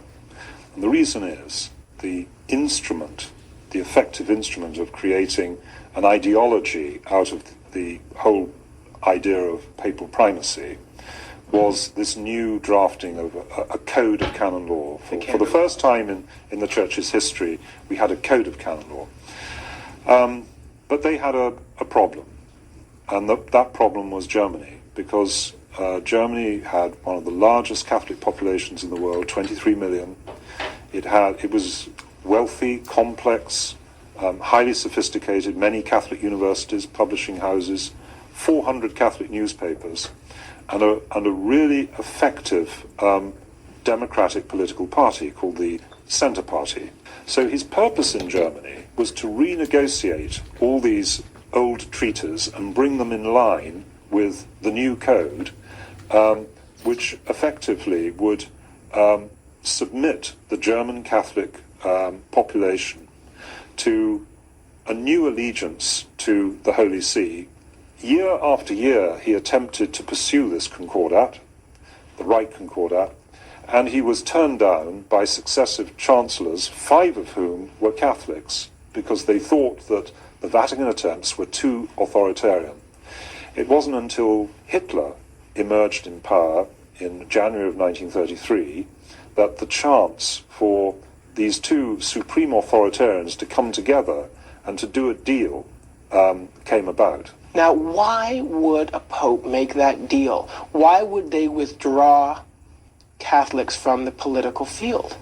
Pacelli, even before he became pope in relation to Germany, did not trust Catholic democracy. They did not like Catholic parties because they couldn't control them, and because they thought that it might introduce democratization by the back door into the church itself. And what were they afraid of? Why was democracy such a thing to fear for the church? Well, they thought that it was uncontrollable, that's the first thing, but they really did view democracy as a precursor to socialism. So I really want to point out here that despite the convoluted nature of the explanation, the simple fact of it is that the Vatican hierarchy and subsequently the entire religion that kind of spawns and offshoots from it is not democratic. It's not a process of Republican voting or individual election of people determining their own free will through a ballot box. Those are not ideas that come out of Rome. Rome is a religious and a supreme autocracy. So it's top down. Pope gives his command and his papal edicts and his bulls, and everyone has to obey. If the Pope declares himself infallible, everyone has to nod, kneel down, kiss his ring, and accept that he's infallible. It's a religio-cultic monarchy. Okay, so there is no words or definition or philosophical understanding about individual rights or people's dependence or a declaration of independence from a master or your lord or your king. You are absolutely mandated to obey the Pope or burn at the stake. That it was uncontrollable, that's the first. But second, they really did view democracy as a precursor to socialism, which of course was a precursor to communism. Once the Concordat is signed, Hitler is joyous, but so is Pacelli. Both think they've won. Was Pacelli simply fooled by Hitler, that Hitler had essentially emasculated the church and then he could have his way with Germany under the so-called protection of the church? Was Pacelli simply fooled and out-negotiated by Adolf Hitler, or was he more actively in collusion, knowing Hitler's agenda at that time? Hitler, in his very first public statement after the Concordat, said that this shows that the Vatican believes that it can live comfortably with fascism.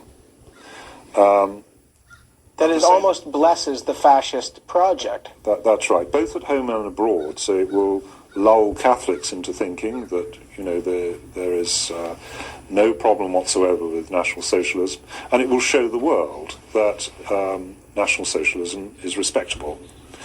Now, it's interesting that Pacelli was immediately outraged by this. And that does indicate, you know, he had no great love of Hitler, no great love of National Socialism, but he was prepared to do deals with the devil in the interests of what he saw to be the best interest of the Catholic Church, which was this centralization. His great statement immediately after Hitler's, he states quite clearly that the triumph is actually the Church's, because what the Concordat means is the acknowledgement by the German state of the right of the Holy See to impose canon law on all German Catholics. So let's just pause it right there. So the Concordat was essentially coming into Hitler's Germany and taking over the religious apparatus in whatever form that they decided it would take. So ultimately, this kind of collusion between the Vatican, because the Vatican is more than just Eugenio Pacelli, it's all the members of the Curia, it's all the different archbishops, it's all the cardinals, it's all the little secretaries and the nuncios and the legates that are running around, running the whole entire nation and the diplomatic corps of the Vatican itself. So ultimately, this is a decision by the state of the Vatican, which we got to remember that they're building up these dictatorships, and one of them is the dictatorship, the fascism of Mussolini, who just takes it upon himself to give the papal states back, to reorder the civil power and autonomy and sovereignty of the papacy that it had lost under Napoleon, right? So Napoleon pulls that civil authority and that sovereign immunity and that legal status away from the Pope, and now they set up a dictatorship, the individual fascist Mussolini, who runs roughshod over the people's will, who allows no votes, who doesn't consider any kind of democracy. He just uses the army to kill his enemies and to be a dictator. That's the trouble with dictatorships, is that they're not accountable. There's no law that controls them. There's no vote or will of the people that gives them authority. They're just acting autocratically on their own. So ultimately, this autocracy that the Pope established in Benito Mussolini, a good Catholic, right, is the power that he's trying to derive out of Italy to gain back all the papal authority. So this game of thrones that the papacy is playing with is not something that's just kind of arbitrarily accident. Whatever they come out and say publicly to the cameras and to the reporters is just part of the nuance of the diplomatic game. Okay, so we can't expect them to come out. We can't expect Hitler to come out before the black and white video recorders and the microphones of the press of the 1930s and say, yes, I'm getting ready to work with the Vatican to kill all the Jews, right? This is a secret mission.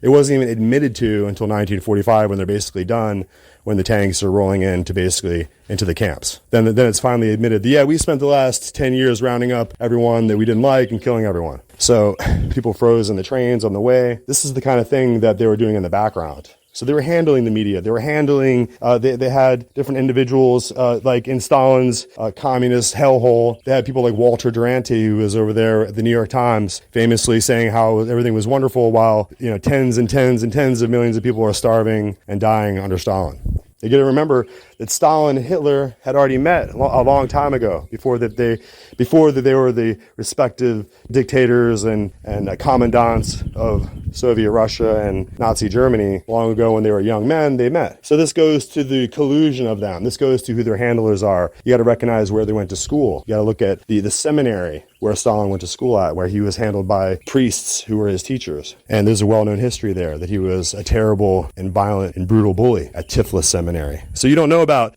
Stalin's history. His name isn't really Stalin, is it? That's the name of the Man of Steel, this idea, this fake name. Like Tom Cruise is a fake name. Joseph Stalin is a fake name, but we understand who the dictator is, right? So that's what we're talking about. And we'll get back with Stalin and Tiflis Seminary where he was schooled, and we need to look at Hitler's schooling and their background as Roman Catholics. Doesn't matter if they're communists or if they're neo-Nazis or if they were capitalists like Franklin Delano Roosevelt. They were all sitting at the knee of the Pope, and they were used to create this controversy and create this war when it was absolutely necessary and it was just a waste. So let's go back to John Cornwell. He's softening it. He's a man of high station and a high intellectual caliber and high position in life and British situation. He can't just blast the Pope, but you have to listen to what he's saying.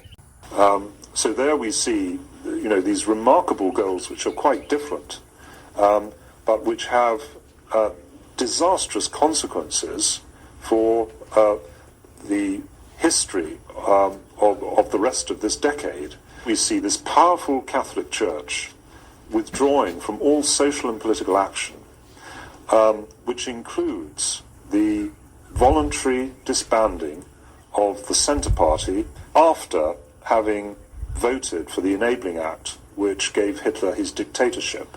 That was all part of the deal. We can now see as we tell the narrative. So the Centre Party, the Catholic Centre Party, that was the political powerhouse that Hitler was using and standing on, would vote to give him his enabling powers, which made him a dictatorship for the rest of his life in Germany. And ultimately, they were dissolved shortly after. So you can see how Rome uses political parties, gets their political will in the democratic institutions in an asymmetrical way, and then dissolves those parties and raises these powers up and brings them down. And their position is, and their stratagems are longer than a lifetime. So they build people up who live their entire lives to move these positions forward and pass them along to those who come after. And you have to recognize that Rome is a conscious imperial factor weighing in our lives that existed long before we came, and probably will try to persist to keep continuing on their imperial religious dictatorship long after we're gone. And so we have to confront this religious power in our lives, in the seasons, in the commercialization of religious thought, Christmas trees. And it's time to buy presents, and it's this commercialization of the spending. And all these ideas, putting candy with your kids, like giving them little lovey hearts, candies to go on Valentine's Day to school, and all the kids participate in it. Like, us teaching this as a fundamental, rudimentary way is more costly in their development and more effective in informing the conscious person within them than all the social studies and science and history are just becoming polluted and negligent. But Valentine's Candy Day, it stays in place. It keeps on going. St. Patrick, all the different kind of holidays. You might see some of the liberal woke individuals try to push back on those, but they're not going anywhere. They're immovable foundations of our educational system here in America as we're Romanized, as we're becoming a Roman Catholic vassal state. And I'm going to continue more with John Cornwell. Narrative, I believe, for the first time in a general work of history, that the price of this concordat, the price of this deal, was that the Catholic Centre Party, under the encouragement of Pacelli, should vote Hitler into his dictatorship and then voluntarily disband itself with the blessing of the Holy See, the Vatican, which is why so many Catholics after this, because they had no political home to go, went in their hundreds of thousands into the Nazi Party. Was Pacelli simply blind to the consequences of making a deal with Hitler? Or, more horrifyingly, did he care what the consequences were for non-Catholics? Well, I think he had an extraordinary ability to blind himself to the consequences of his actions all the way through his life.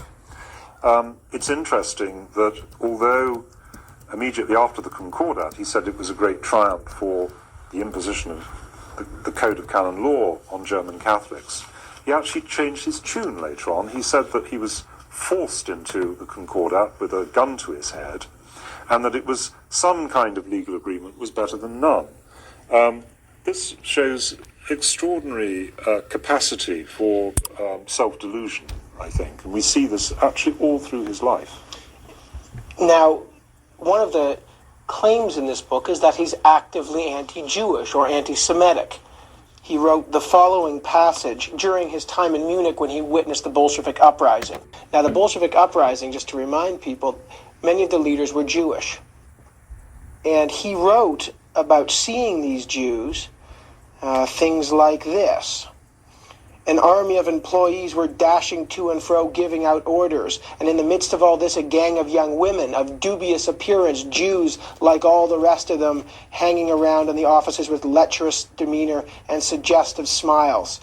Throughout it, he calls them pale, dirty, drugged eyes, vulgar, repulsive, with faces that are intelligent and sly. Stereotypical anti-Semitic contempt, as you call it. Yes. Did this run through his whole life?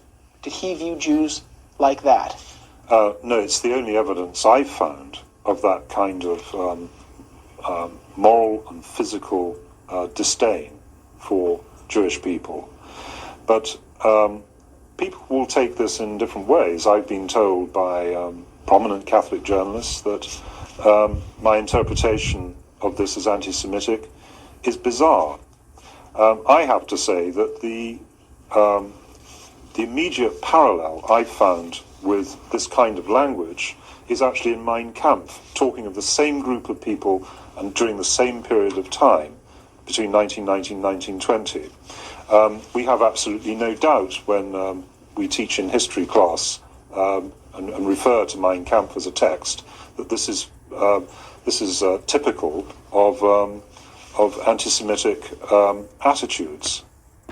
So we're just going to remind you, as we pointed out before, that it was Roman Catholic Father Stempel who wrote Mein Kampf, and Hitler put his name on it. Like, you know, that's how they do it now. They do it nowadays as well. You order up some writer to write you a book because you don't have time, and then you like it and you sign it.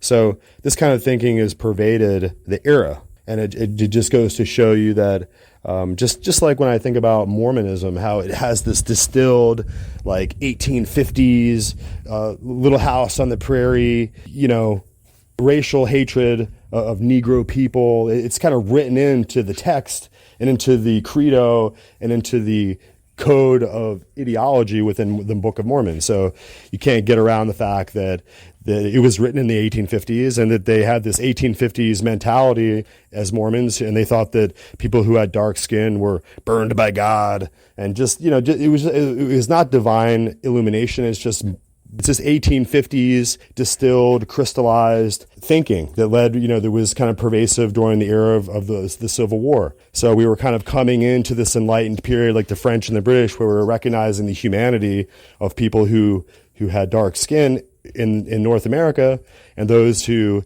persisted to think that white people were blessed by God and black people were somehow, you know, the children of Satan, or, you know, whatever kind of thinking that goes into the Mormon ideological point of view. And that kind of is the same thing we're seeing here with the writings of Eugenio Pacelli. He has this 1910, 1920s devolved opinion of people who are Jews, and he carries on a similar attitude of anti-Semitism that Hitler had. So that's the whole point. That's why this fellow John Cornwell's book is being so heavily censored, and why it's so hard to find this interview here, and why it's so hard to find any other honest historians, because I can look through here and see all these defenses and all these people talking about the myth of Hitler's Pope, and all these historians who are trying to break down and go against and basically contradict the work of John Cornwell. Well, John Cornwell is the standalone historical truth seeker who I'm going to go ahead and just present to you as part of our case. And all the rest of them, all the rest of the Georgetown, University of Pennsylvania, Jesuits, educated, you know, historians who are going to come out to protect the papacy at all costs, are just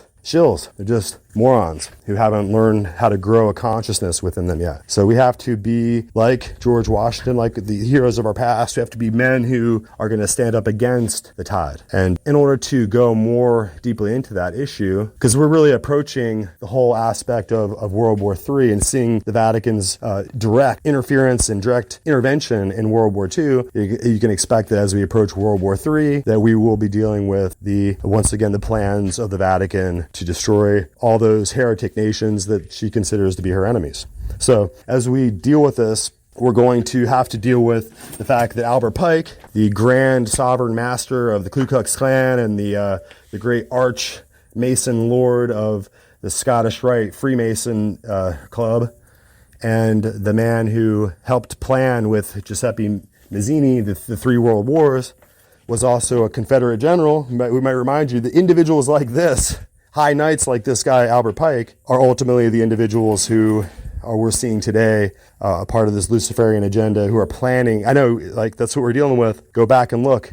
You would like to be a Democrat or a Republican, but you have to recognize that either side, they're just sucking out your humanity and your soul out of you. And so ultimately you have to just be a human. You have to be an individual. You have to be a standalone figure. You can't really be part of some great collective that can save you. There is no such thing. It's just you. And it's your willingness to either kiss the ring or burn. And like we said there in Croatia and Yugoslavia with the dictatorship of Ante Pavlik and the Bishop Stefanak, and when they went and killed 1 million people, what did it take, like 4 months just to get a huge peasant army running around with pitchforks and saws to just basically run up to anyone they see, go throughout the entire country and just decide you're going to either get chopped right here, have your wife buried alive and your kids stoned, have their eyes gouged out, or you're going to go ahead and just become a Catholic. And half the time when you would submit to becoming a Catholic and go through the rites, take the Holy Communion, get sprinkled on, and do everything you needed to do to be a Catholic, half the time they would kill you anyway. So you need to go look at the history of what happened there in Yugoslavia. It's just mind-blowingly, heart-wrenchingly, it just takes the breath out of your lungs that these Romanists were capable of it. So every time you go around and get your Christmas tree and participate in this religion, you have to understand how other people around the world look at you as a Roman Catholic. You're just like, jingle bells, jingle all the way. That's you, right? But everyone else around the world is looking at you like you're a crusading, butchering murderer. Because at any given time, priests might like get you all fomented up and get you out there and pull a Hitler.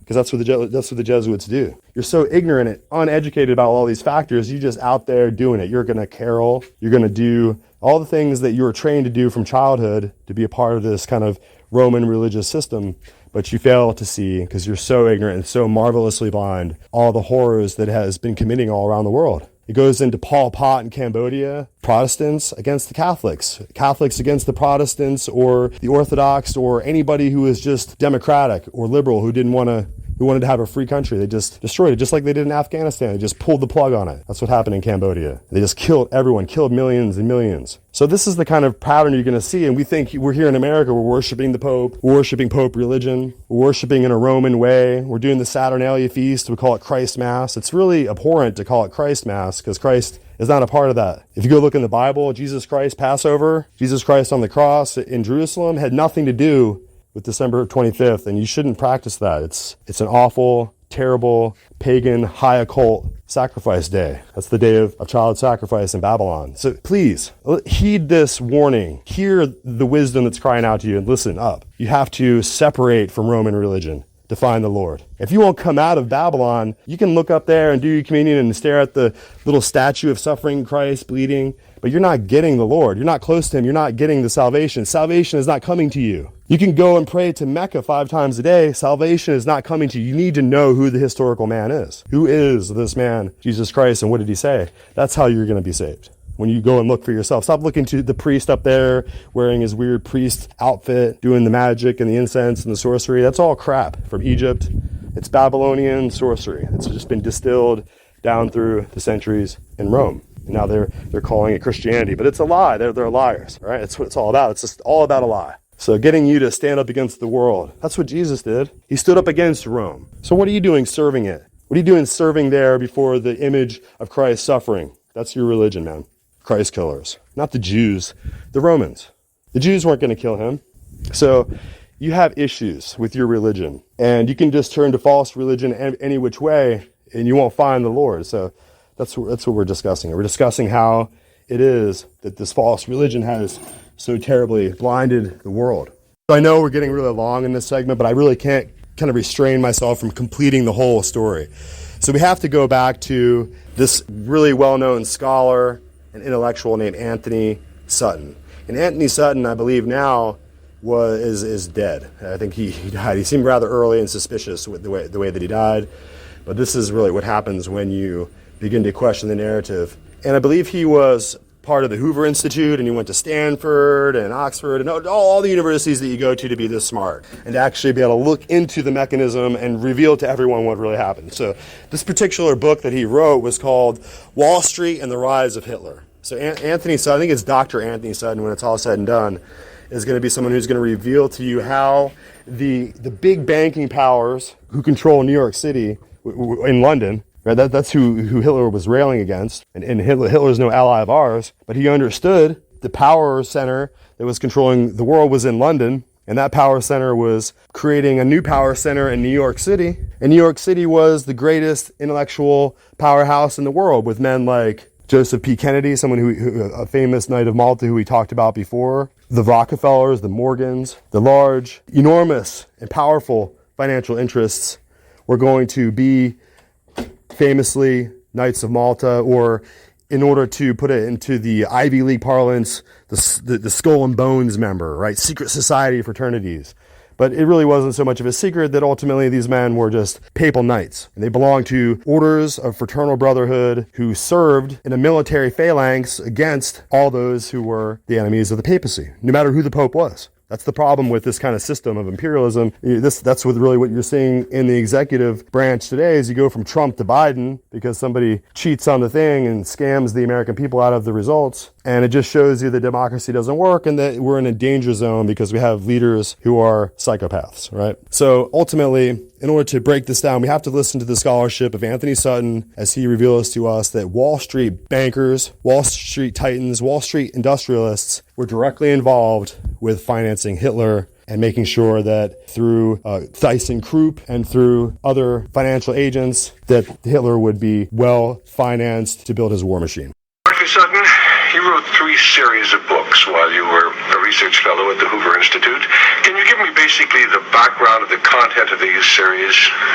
Yes, the series I wrote at the Hoover Institution at Stanford University concerned the transfers of Western technology to the Soviet Union, and essentially it comprised 3 individual books. Each book covers a period of time since 1917. And then you wrote a second series of books on Wall Street. Yes, these were trade books. In other words, they're not academic books. They're written for the general public.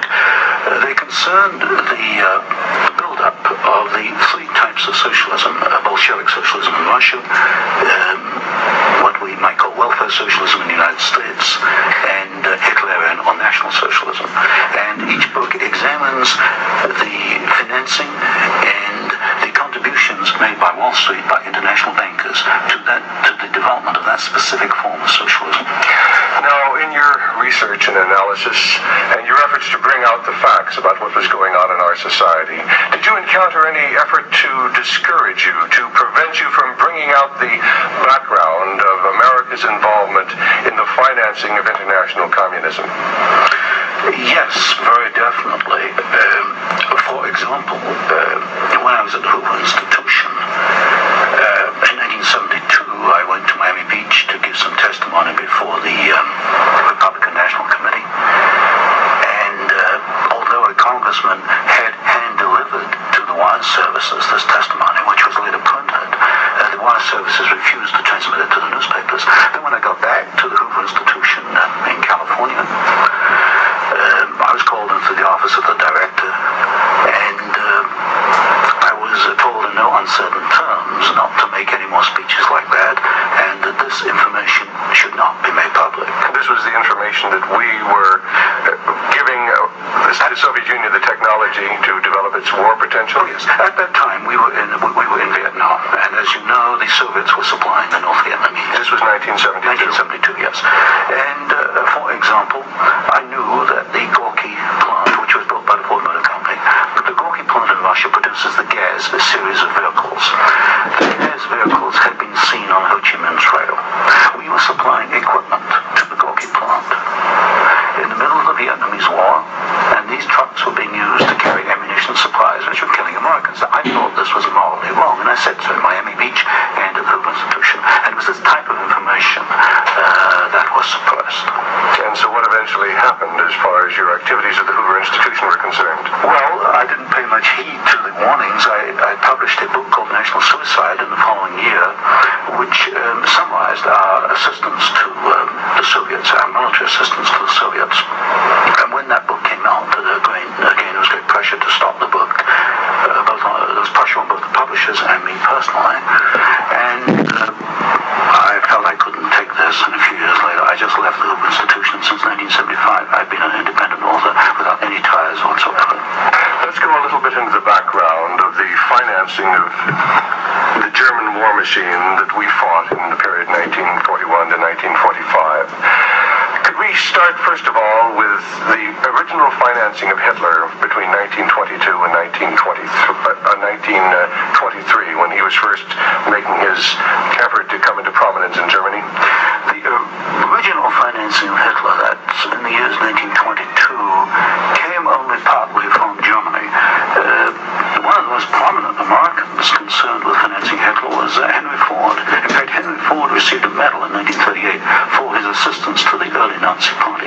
Then, of course, Hitler had his attempted push in 1923. He went to jail, and then we begin another era in the rise of Hitler. Right, and of course, he eventually came to power in 1933 by the electoral process. What about the financing of Hitler's electoral activities in 1933? This I can trace. I have traced it very exactly. I discovered amongst the Nuremberg records a series of bank transfer slips to the Dauburg-Schickler Bank in Berlin to an account which was under the control of Rudolf Hess. And this was the fund that was used to finance Hitler's access to power in March 1973. And amongst the corporations that transferred money to Hitler, I find not only R.G. Farben, which is quite widely known, but also German General Electric, AEG, which is under the control of General Electric in the United States, or was at that time, and companies like Osram and... what was the tie-in between Osram and General Electric? The tie-in was a share tie-in. International General Electric in the United States had controlling interest in German General Electric, and also through share interlocks, a controlling interest in Osram in Germany. So then we have Ford and we have General Electric helping to finance Adolf Hitler's rise to power. Were any other large American corporations involved? Very definitely. Standard Oil, through its technical association with I.G. Farben. For example, Germany could not have gone to war in 1939 without tetraethyl. You need tetraethyl to raise the octane value of aviation gasoline. Germany had no means of doing that. This was developed in the ethyl laboratories in the United States and transferred to the Germans. Standard Oil came up with the hydrogenation idea, which was very essential for Germany in the 1930s, because to raise the quality of its gasoline for aviation purposes, this was transferred to the Nazis. And ITT, for example, International Telephone and Telegraph, was very intimately associated with the Nazis through Dr. Schroeder, who was head of the ITT subsidiaries in Germany. And ITT controlled companies which made not only electrical instruments, but also the Focke-Wulf plant, which made airplanes, fighter airplanes. So what you're suggesting then is that American corporations were helping to finance the German industry that was building up the war potential? American corporations, only a few, not many, financed Hitler through their subsidiaries. They transferred technology. They transferred material assistance, for example, stocks of tetraethyl before the Germans could manufacture it under the joint manufacturing agreement with the United States. And also they financed this. For example, Standard Oil financed in 1933 the development of the gasoline industry in Germany, which was needed to fight World War II. And that's a very interesting point. Could you go a little bit into the background of where Germany got its oil to fight the Second World War? Because certainly Germany doesn't have oil resources. Germany does not have oil resources, that's true. It used in World War II synthetic oil, which it got from coal. And the basic technical processes for the development of oil from coal came from the United States, essentially from the Standard Oil laboratories, which had this technical assistance agreement with I.G. Farben. And because I.G. Farben contributed something like 60% of the explosives needed by the German Wehrmacht, about 40-50% of the gasoline needed by the Wehrmacht came by the German Air Force, the Luftwaffe. And was there a definite airlock between IG Farben and Standard Oil? The interlock was at the technical level. The exchange of patents, it was through a financial technical assistance agreement. There were other interlocks with the United States through subsidiary IG Farben in the United States. But with Standard Oil, the interlocks at the technical and financial level. And is it a fact, it's been stated, that there were members of the board of directors of Standard Oil who were also on the board of directors of American IG Farben? Yes, Walter Teagle is one name that comes to mind. There were several directors. Was there an interlock with Ford between IG Farben and American IG Farben and the Ford Motor Company? Not that I can recall. Not offhand.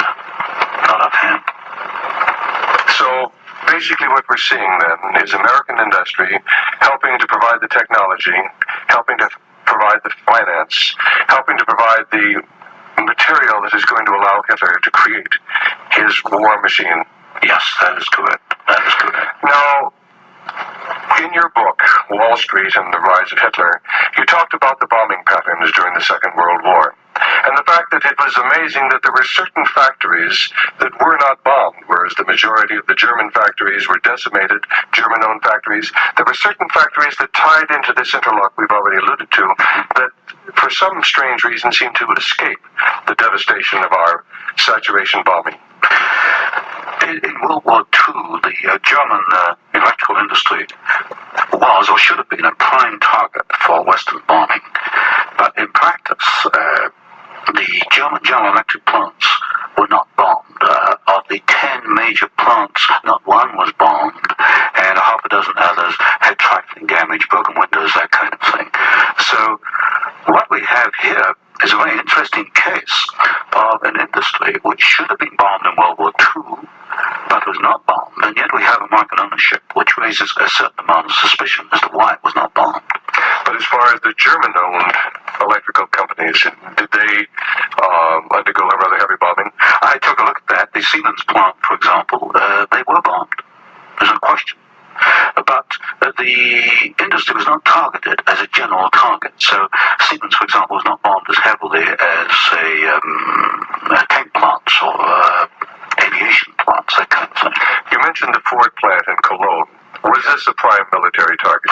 The Ford plant in Cologne should have been a prime military target. For example, the British Air Force, the Royal Air Force did bomb the Ford plant at Poissy in France. But the Ford plant in Cologne, which was by far the largest Ford plant in Germany, was not bombed in World War II. But did our military planners intend to bomb it? In other words, was it on the aiming report? Well, I did look at the aiming reports for the plants in Cologne. Ford was known about. They knew that it was producing equipment for the Wehrmacht, but it was not bombed. It was scheduled as a target, but it was not bombed. So somewhere along the line, as far as the planning was concerned, the name of the Ford motor plant in Cologne was deleted, and yet the city of Cologne itself was totally decimated. The city of Cologne was decimated, as of course many other cities in Germany were decimated. But somewhere along the line, something happened. I suspect it was in the aiming committees, and without question, orders were sent out not to bomb certain targets, even though these were prime military targets.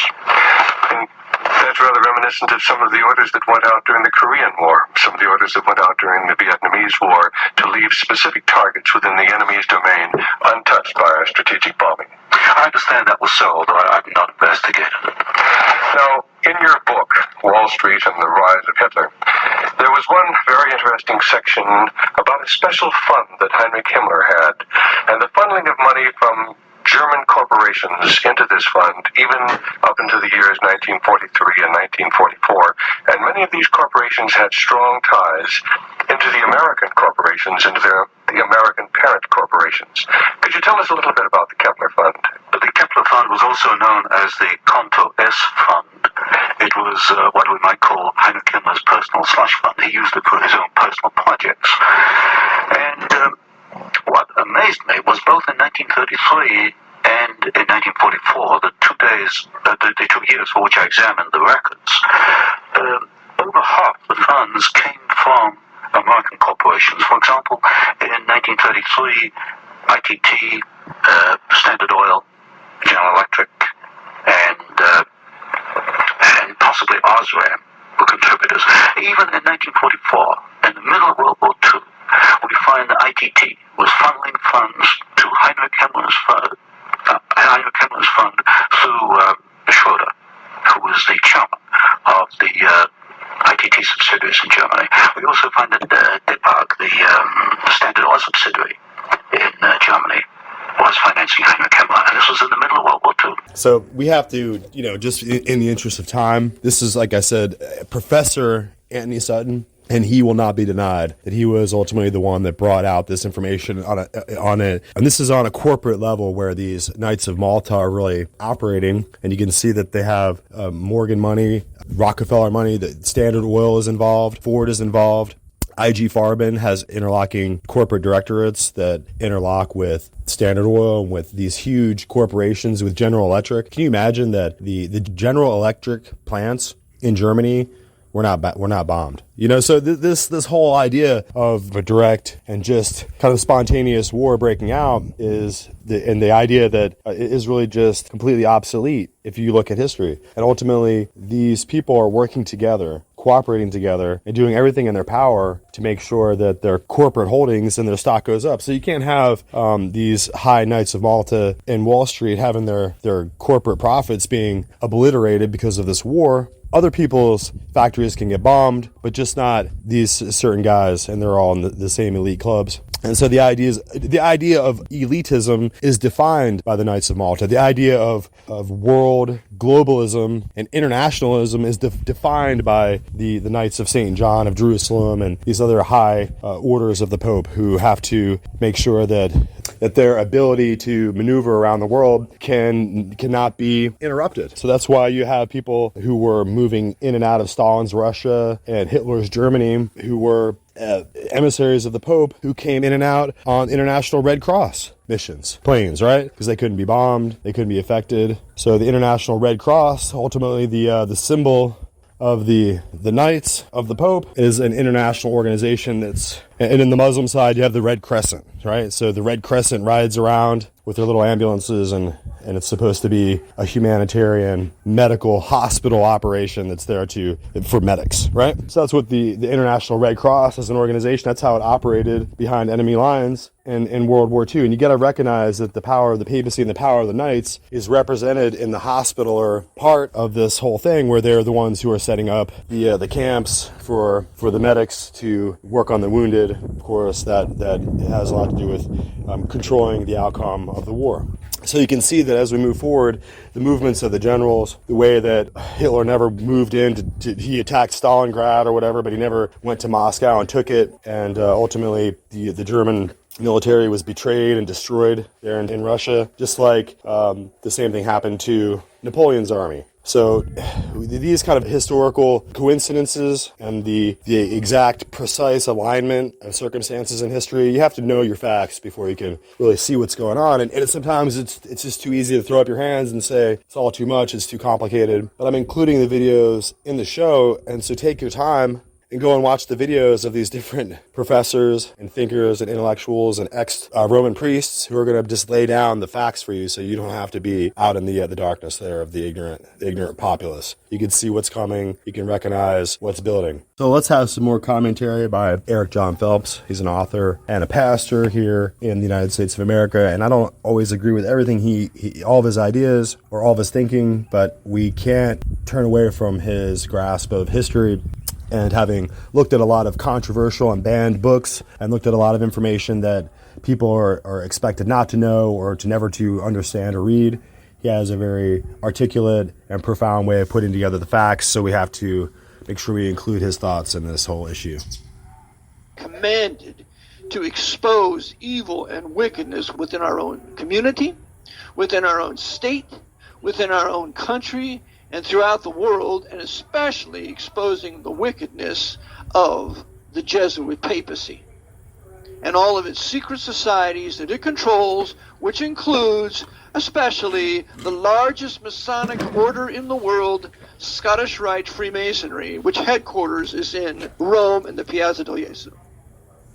And so because the Jesuits run the banking, they control the credit, and they can create any sort of culture they wish to create, in conjunction with the Supreme Court and its ungodly, wicked holdings that will force certain things down our throat that will in turn be financed and paid for by the Pope's Federal Reserve Bank that has the monopoly on the creation of credit pursuant to the first or second plank of the Communist Manifesto. Remembering the Jesuits are the great masters of communism. They perfected the 10 planks of the Communist Manifesto and their Paraguayan reductions that were lasted for 150 years, from 609 to 1759.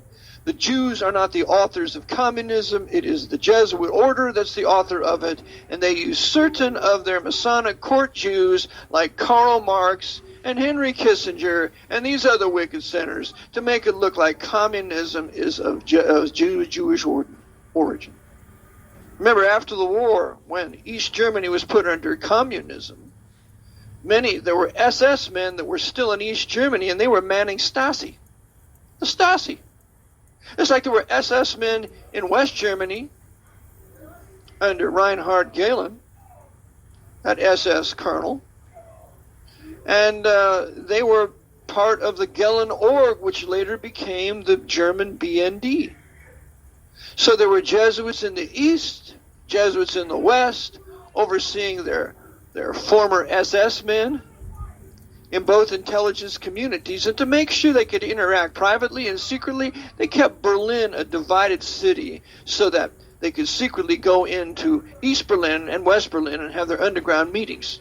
Because Heinz Felfe, who was the right-hand man of Reinhard Gehlen in the Gehlen Org and in also the German BND, he was found to be a communist spy for Marcus Wolf's Stasi in the East, and Hans Felfe was in the SS during World War II. So you have Stasi SS men working with German BND SS men. They're all working together. So the Jesuits are in control of both sides. They control communism to facilitate the rise of fascism when they deem it necessary, or they control communism to then keep the nations under their control because their end game is international, atheistic, God-hating, Bible-rejecting communism, no matter how many other isms they have to bring to the forefront before they get to their end game. So, we must remember that, and this is exactly what happened to Germany. Exposing evil, exposing the diabolical plans of the Jesuit order here in North America. That is the ministry here. That should be the ministry of every true man of God and every pulpit in this country. And that they should do their duty to warn the beloved American people of their impending mass murder and fascist dictatorship that's coming, that will be overseen by the Jesuits of the Fourth Vow, exactly as they did in Nazi Germany for a period of 12 years, from 1933 to 1945. That was the outworking of what the Jesuits called the final solution to the Jewish question. They began to advocate back in the 1880s through Catholic Civilica, their house organ. And these certain Jesuits advocating this doctrine taught and tutored Pius XII. And as Pius XII and Vladimir Lerachowski, the superior general of the Jesuits, oversaw the entire Third Reich and then put Germany under communism after the war. Eric John Phelps back in a moment after prayer, 24/7 World Radio. Podcast today, continuing on, and I want to read to you the certain past things that the Jesuit order has done in relation to what they're going to do here in America. What they did in Germany, they're going to do here. That's why the Jesuits manning the Brenner Pass, helped top Nazis escape out of Austria through the Brenner Pass into Italy, and from there, overseen by Bishop Alois Hodau, a German bishop, to then be sent to the various nations in the world for protection. It's called the Vatican Red Lines. This is a fact. The papacy was involved in saving tens of thousands of Nazi and particularly SS men after the war, using the intelligence communities of the United States, the OSS, later the CIA, British intelligence. It is British intelligence that facilitated the escape of Heinrich Himmler. And you can read about that in a book titled SS-1, The Unlikely Death of Heinrich Himmler, by Hugh Thomas.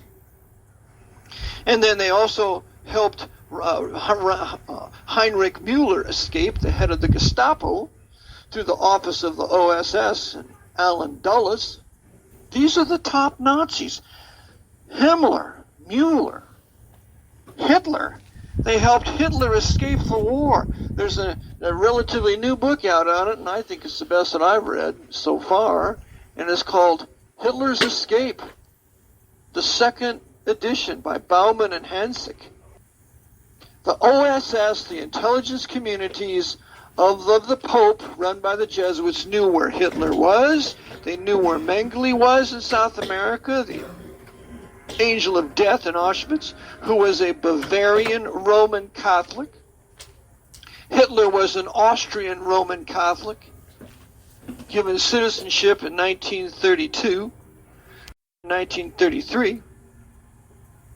Says the intelligence communities of the Pope, run by the Jesuits, knew where Hitler was. They knew where Mengele was in South America, the angel of death in Auschwitz, who was a Bavarian Roman Catholic.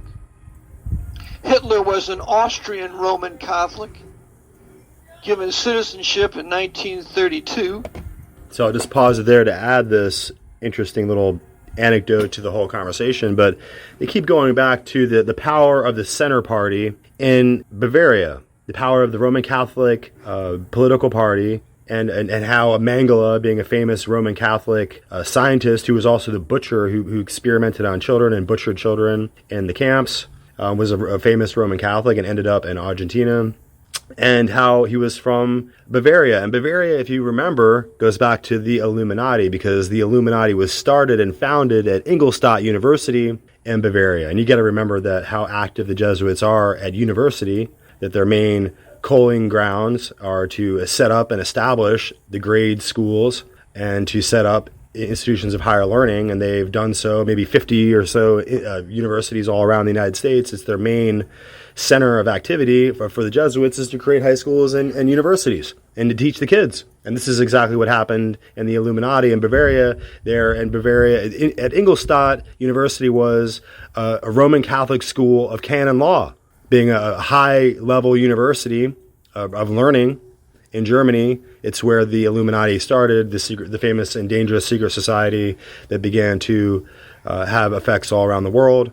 And some say, obviously, that it never really went away.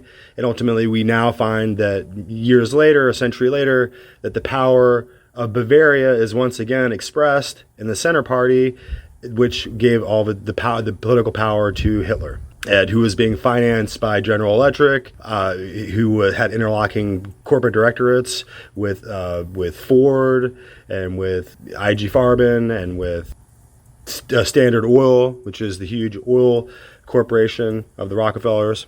And ultimately, as we'll show through the process of educating ourselves in the show, how Rockefeller money and power and globalism and the Knights of Malta, how it really leads to the United Nations. So let's continue on. So he could be proclaimed chancellor in 1933. You have Heinrich Müller, who's the head of the Gestapo. He's another Bavarian Roman Catholic.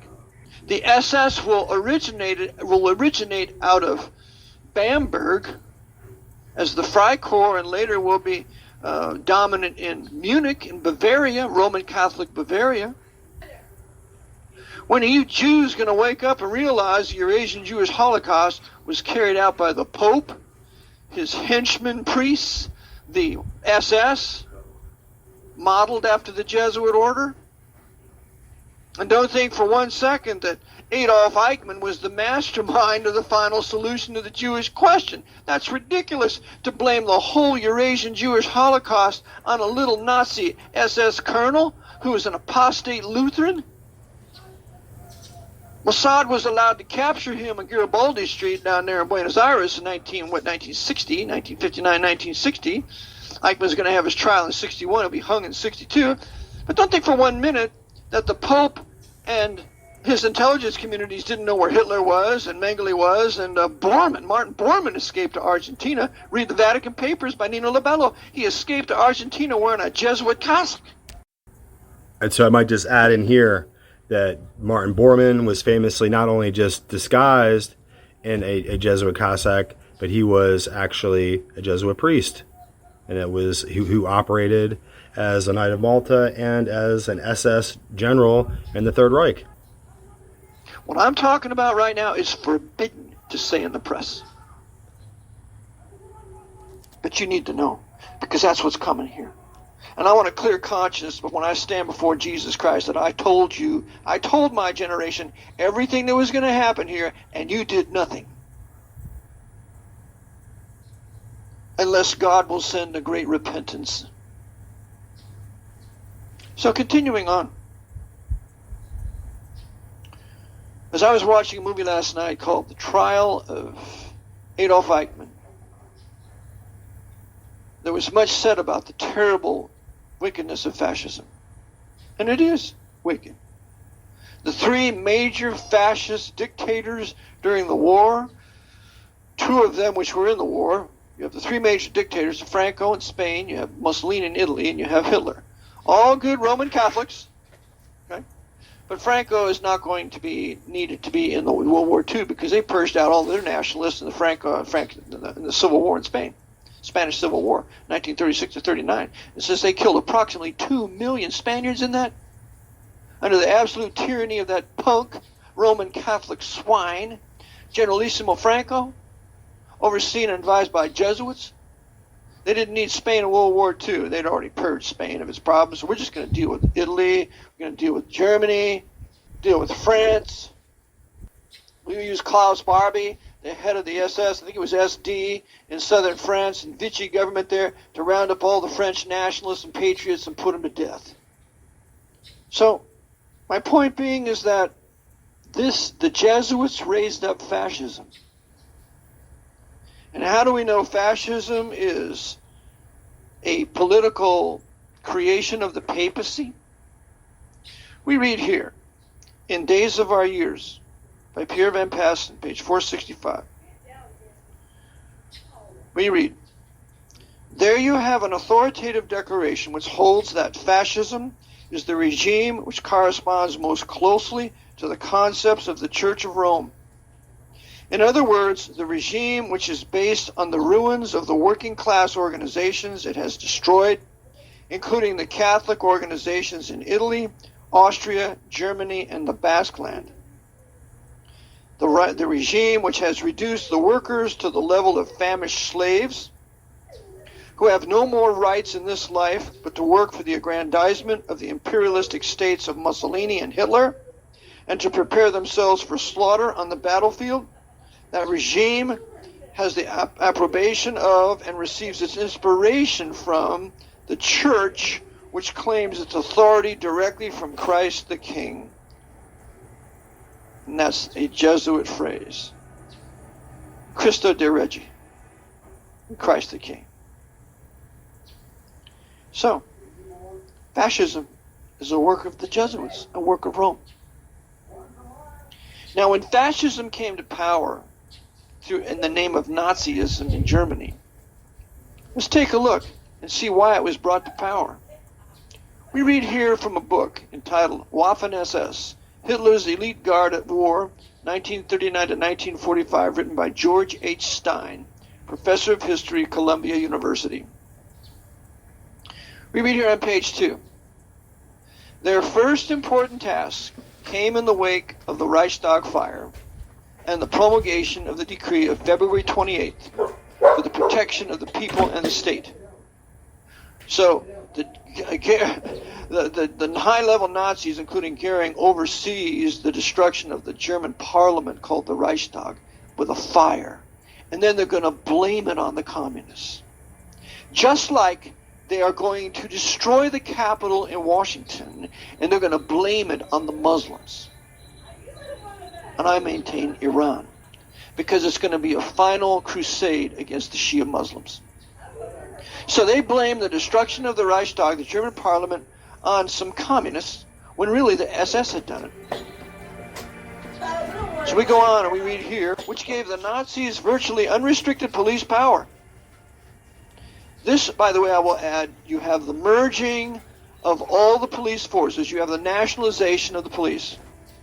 All your local cops, your state police are all going to be now merged. They were merged in under the power of the SS and the Gestapo. They're going to do the same thing here. They're going to merge all the police powers, Pennsylvania State Police and the others. They're going to merge them all with the Department of Homeland Security. And the SS was called the Security Service. The Security Service and the Police. Also known as the Sicherheitsdienst, or SD. The Security Service of the SS. And so we have the Department of Homeland Security. The Department of Homeland Security here. It has purchased 2 billion hollow point rounds to make every wound fatal. And it's going to be America's SS. Mark my words. And guess who was the one who helped set up the Department of Homeland Security in its structure?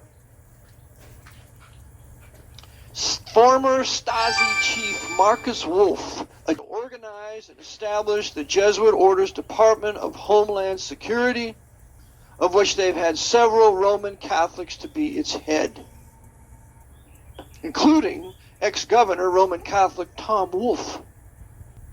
So you see how they're patterning here what they did in Germany? So what happens is they have all this power, unrestricted police power. Squads of SA and SS men went into action all over Germany, breaking into homes and hauling their victims off to makeshift prisons and concentration camps. Now get this, all on the pretext of saving the nation from an imminent communist uprising. Is that not where we're at today? Is not the Democratic Party the Communist Party? It's not progressive, it's communist. And that's the Jesuits ruling this left-wing communist party. That's why they had their presidential debate for the Democrats at Loyola Marymount in Los Angeles, a Jesuit school. The Jesuits are openly backing the left-wing communist movement with that little communist Hispanic Jesuitess Sandy, OCA or whatever her name is, Ocasio-Cortez. She's a Jesuitess. Leo Zagami completely exposed her as an agent of the Jesuits several months ago, to create this open communist movement, to drive the white people entirely into this new right, this new Roman Catholic nationalist right, which will have SS, which we will call the Department of Homeland Security. Now, let's read a little bit more about this SS. A little bit more about this fascism. Franz von Papen, in a footnote on page 465, Days of Our Years, Franz von Papen declared on January 14th, 1934. Who's Franz von Papen? He's the vice chancellor. He's the real chancellor in Germany. Adolf is just a spokesman. The real man of power is the vice chancellor, Franz von Papen, a Knight of Malta, a powerful Roman Catholic knight. And here's what he said. This is the one that negotiated the Concordat between Nazi Germany and the Pope at the time in 1933. It was Pius XI. Franz von Papen declared on January 14, 1934, in Der Volksschule Beklamater, quote, "The Third Reich is the first power which not only recognizes but which puts into practice the high principles of the papacy." When are you going to wake up, you Jews, and realize that the papacy, the Pope, and his Jesuits are the only ones with the power to have an orchestrated roundup of the Jews of Europe and Western Russia and send them to concentration camps, of which there were over 1,000 in the Reich and the 6 death camps in Poland? When are you going to realize that Joseph Stalin and Adolf Hitler worked together, and the liaison between them both was Martin Bormann, a notorious Jesuit coadjutor? Read the book Hitler's Traitor by Hansik. And so the forces of communism and the forces of fascism at the top work together. That's why Hitler invaded Poland on September 1st, 1939, and this is why Stalin invaded Poland from the east on September 18th, 1939, and they did a pincer movement on the Polish people, killed off his most viable manhood with the Katyn massacre and other massacres, and then used Soviet prisoners of war, quote-unquote, to then build Auschwitz and other concentration camps to get them going by 1941-42. They work together. And if you don't understand this, and the Jesuits control both sides working together, you will never understand the history of the 20th century, which I fully expose in Vatican Assassins. I give 150 pages to World War II, Second 30 Years' War, 1914 to 45. So now we see the Jesuits are in charge of fascism. They run it. And by the way, the Jesuits are the masters of the SS. How do we know that? Well, we know that in this particular book that I just read to you, that on page Roman numeral 20, the title of the book is Waffen-SS, Hitler's Elite Guard at War. On top of page 20, Roman numeral 20, the real history of the SS begins in January 16, 1929, with Hitler's appointment of 28-year-old Heinrich Himmler as Reichsfuhrer. This Heinrich Himmler was a Bavarian Roman Catholic. Well, how old was he? 28 years old. And his uncle was a Jesuit priest, according to Edmund Paris in his work, The Secret History of the Jesuits. So, Himmler, with Uncle Jesuit, is put at the head of the SS.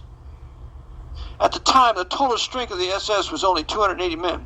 Hitler commissioned his, quote, Ignatius Loyola, unquote, as he called Himmler, quote, to form of this organization an elite troop of the party, a troop dependable in every circumstance.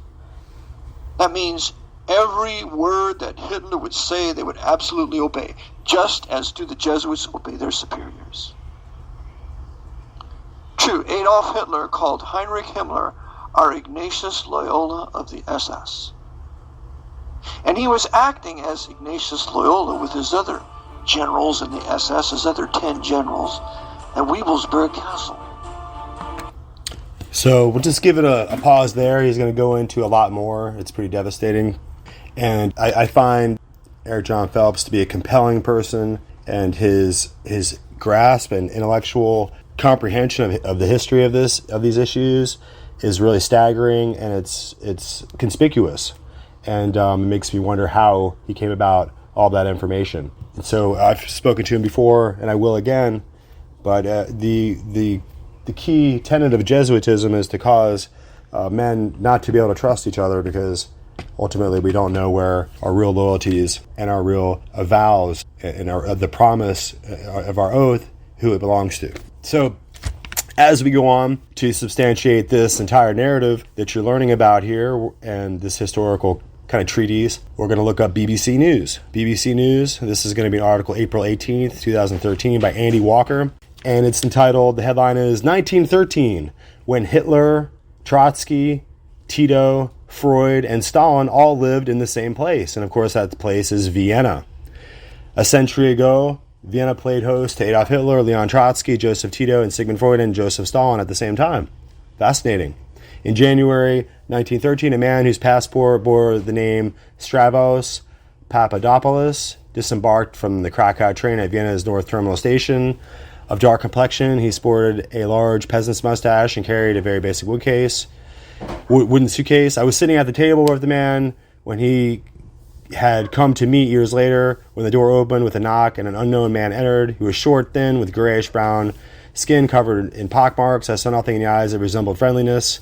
The writer of these lines was a dissident Russian intellectual, the editor of the radical newspaper called Pravda Truth. His name was Leon Trotsky. The man he described was not, in fact, Papadopoulos. He had been born Vissarionovich Drugosovsky and was known to his friends as Koba and is now remembered as Joseph Stalin. Trotsky and Stalin were just two of the number of men who lived in central Vienna in 1913 whose lives were destined to mold, indeed to shatter, much of the 20th century. So it goes on to talk about Sigmund Freud was there, Stalin and Trotsky were there. It has a map of where they lived at the time. In his majestic evocation of the city at the time, Thunder at Twilight, Frederick Morton imagines Hitler haranguing his fellow lodgers on mortality, racial purity, and the German mission, and Slav treachery on Jews, Jesuits, and Freemasons. So anyway, it's a fascinating article, and you can go back and check it out yourself. I'll add the link here. Now, in order to kind of give this some more, to underpin this opinion more and to give it some more validation here, we have a little article, it's a historical documentary. We're going to take this little section, and this is through Java Films, and it's out in 2019, and they have a whole bunch of documentaries. But we're going to just listen to this part of their discussion that's relevant to the Vatican and regarding the rights concordat with Hitler. Okay, so let's go ahead and just take a little listen. And this is a fascinating. It has some. I'll add the link, but it has some interesting news footage from the time. And let's give it a play. 1942. The entire world is at war. The Axis and the Allied forces are bombing non-stop. We are in the midst of the biggest conflict in history. A war which will cause almost 50 million deaths. In Rome, the Pope, Pius XII, is confined to his palace, far from the chaos of war. As the spiritual leader to hundreds of millions of Catholics around the world, he must guide the Church through one of the darkest periods of our history. Because 1,000 kilometers away, in Poland, Hitler has already begun carrying out his gruesome plan. The extermination of all Jews in Europe, whom he would gas to death in concentration camps. All carried out in top secret. And yet the Pope is well aware, as he is one of the most well-informed men on the planet. The world awaits any kind of grand gesture or speech condemning these atrocities. Sa seule arme, c'est la parole. La seule façon pour un pape de peser sur les événements, c'est de parler. But the Pope remains silent. Surely, in principle, Nazism and Catholicism are fundamentally opposed. C'est deux planètes complètement différentes. Si vous lisez Mein Kampf, vous comprenez qu'il y a quand même peu de points communs avec l'Évangile. Excluding their points in common with Hitler, the Catholic Church will find that. As early as the 1930s onwards, dozens of priests become Nazis. The Vatican will let it happen. The Church will even make a pact with the Führer by signing an international agreement. Pie XI a toujours dit, bien avant l'arrivée de Hitler, qu'il signerait un concordat avec le diable en personne s'il fallait, si c'était nécessaire pour sauver les intérêts de l'Église. You will discover the story of certain men of the Church, fervent admirers of Hitler, who championed the cross of Christ as well as the swastika. Il terminait ses sermons au nom du Père, du Fils et du Saint-Esprit à Hitler, ce qui n'est pas tout à fait dans le droit canon romain. Et il avait aussi une autre phrase, c'était Adolf Hitler comme notre prophète Jésus-Christ, ce qui est un peu original. After the war, networks within the Vatican will help the biggest Nazi criminals to escape Europe. Among them, Josef Mengele and Klaus Barbie. We're talking about criminal activity here, yeah? Because I think we should point this out in this case. It's not just about forgiveness and clemency, helping somebody who is in hiding, giving him some food, yeah? But organizing new papers under false identity for Holocaust perpetrators trying to avoid justice by Italian authorities and Allied authorities. This goes far beyond to be the Good Samaritan. This is the story we are about to tell you. The story of an institution that many thought to be above all suspicion. The story of their fall into collusion with evil itself.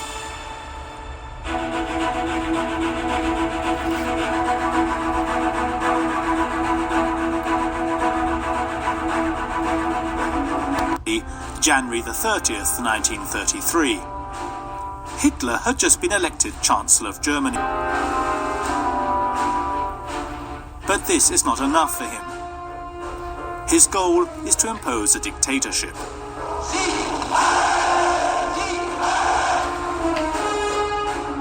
To accomplish this, Hitler must change the constitution, and to do that he must have 2/3 of the vote of the Reichstag representatives. His one hope is to have a political party, one that holds great power within the assembly. The Centrum, 100 or so centrist representatives, Catholic representatives.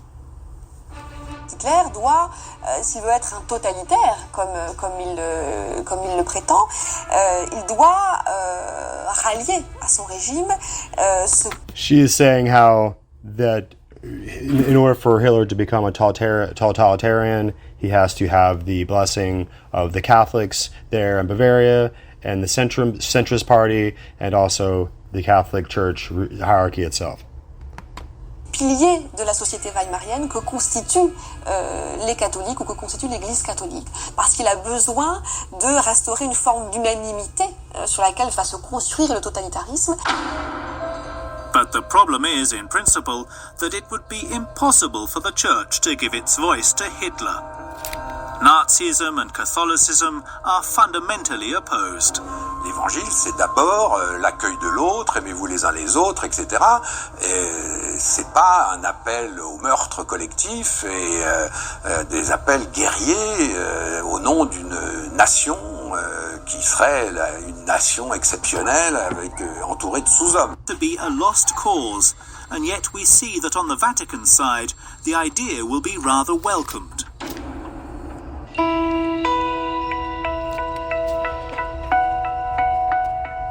We find ourselves in Rome, Italy. Wedged inside the capital, the Vatican City, the Catholic Church's seat of power. At its head, since 1922, the Pope, Pius XI. A pope with an obsession to sign an agreement with Germany to protect the interests of German Catholics. Des négociations pour aboutir à un concordat. So I'll add this little documentary into our show notes as well, so you can check it out. And as we're moving forward, we're just pointing out to you that there was a great effort here to move the free and independent and sovereign states of Europe into a confederation of dependent states beholden to a religious system in Rome. So this episode has gone long and I have more to add to it, but I just want to get it all kind of consolidated into this one, at least this part one of the show here. So as we often have to do, we have to go back to Dr. Walter Weith. Dr. Walter Weith has an absolutely stellar and phenomenal intellectual grasp of these subject matters. So just like some of these other controversial and unique thinkers and authors that we have to put on the show, we have to invite Walter Weith to add his part. So let's go ahead and take a listen right now. Freemasonry. And Freemasonry is in control by whom? The Jesuit order. Now let's have a look at some of the symbolism over there and some of the interesting issues. We are now ready for the Second World War, and the three main role players of the Allies are this man over here, Winston Churchill, and he was a what? 33-degree Freemason. We saw Roosevelt in his full Masonic regalia. He was a 32 or 33-degree Freemason. And then we have Stalin, who was, of course, Grand Orient member, so 33-degree Freemason. They're all on one side. Extract from a report by Ambassador Harriman in Moscow to the State Department, June 30, 1944. Stalin paid tribute to the assistance rendered by the United States to Soviet industry before and during the war. He said that about 2/3 of all the large industrial enterprises in the Soviet Union had been built with United States help or technical assistance. The other third had been Britain. So who built the USSR? Who built it? The West. The West financed it and built it. Here you can see Winston Churchill in his Drood Masonic Lodge with all his Drood fellows around him. So these are genuine facts. This isn't just conjecture. What about the other side? Hitler. Hitler said, I learned much from the order of the Jesuits. Until now, there has never been anything more grandiose on earth than the hierarchical system of the Catholic Church. I transferred much of this organization into my own party. The SS was constituted according to the Jesuit principles. Himmler, head of the SS, was closely associated with the Jesuits through his father and brother. Hitler said of him, I can see Himmler as our Ignatius of Loyola. And Joseph Goebbels was also a trained Jesuit. So, the two sides, who controls them both? The same parties. This is called thesis, antithesis. Goebbels, Himmler, these people were Jesuits. They were fascists. Adolf Hitler, fascist, using the symbolism of the sun god. The Maltese cross, the symbols of the sun god. Here he is with Hindenburg himself, of course, a Freemason. This thing is all entirely planned. Gaining the youth on his side. One of the principal Catholic personalities to help Hitler to power was Franz von Papen. And Franz von Papen, of course, leader of the Catholic Party, helped to skyrocket Hitler to power. So the Catholic Church skyrocketed Hitler to power. And these are posed pictures. They have Masonic meaning, but we'll get to that later. The Reichsadler, chosen as the symbol, Masonic symbol. And the supposed happy alliance in the beginning, which then deteriorates. Here you see the salute with the Masonic activities associated with it. Here he is together with the church leaders. And here you can see the cardinals giving the Heil Hitler salute. So the church was very much involved with the Nazi movement. There is a bunch of cardinals giving the Heil Hitler salute. The Pope and the Führer, you will recall that even to this day there is tremendous anger about Pope Pius having now been declared on his way to sainthood because of his connection with the Nazi movement. Well, here is the new Reichsbischof Ludwig Müller, the Protestant one, who greets Adolf Hitler with a nice handshake. The previous one, the previous Protestant bishop, no longer lived because Adolf Hitler had him executed. So this one must have been a puppet on the religious side. So the Catholics and the Protestants next to each other. Now understand the war. Let's think about the war. Who is the problem in terms of the Roman Catholic Church? Firstly, the Orthodox Church in the East had been a problem. The First World War sorted that out. The Tsar had been removed, and the Orthodox Church had been subjected, as were all the churches, to make it look right, by atheistic communism. But the leaders of communism were all Catholics. In fact, I have traveled in many of those countries, and the old people all told me, now we understand why the leaders of the communist regimes, why they all attended the Catholic Church. Why, if they were all atheists, were they such good Catholics? Well, this mighty army is built up, but Germany is divided. The north of Germany, and particularly the east of Germany, is all Protestant. They're Lutherans. And they are skeptical of the papacy. Whereas the south of Germany is all Catholic. In the Orthodox countries, like the entire USSR, you have the Orthodox Church controlling the mindset of the people.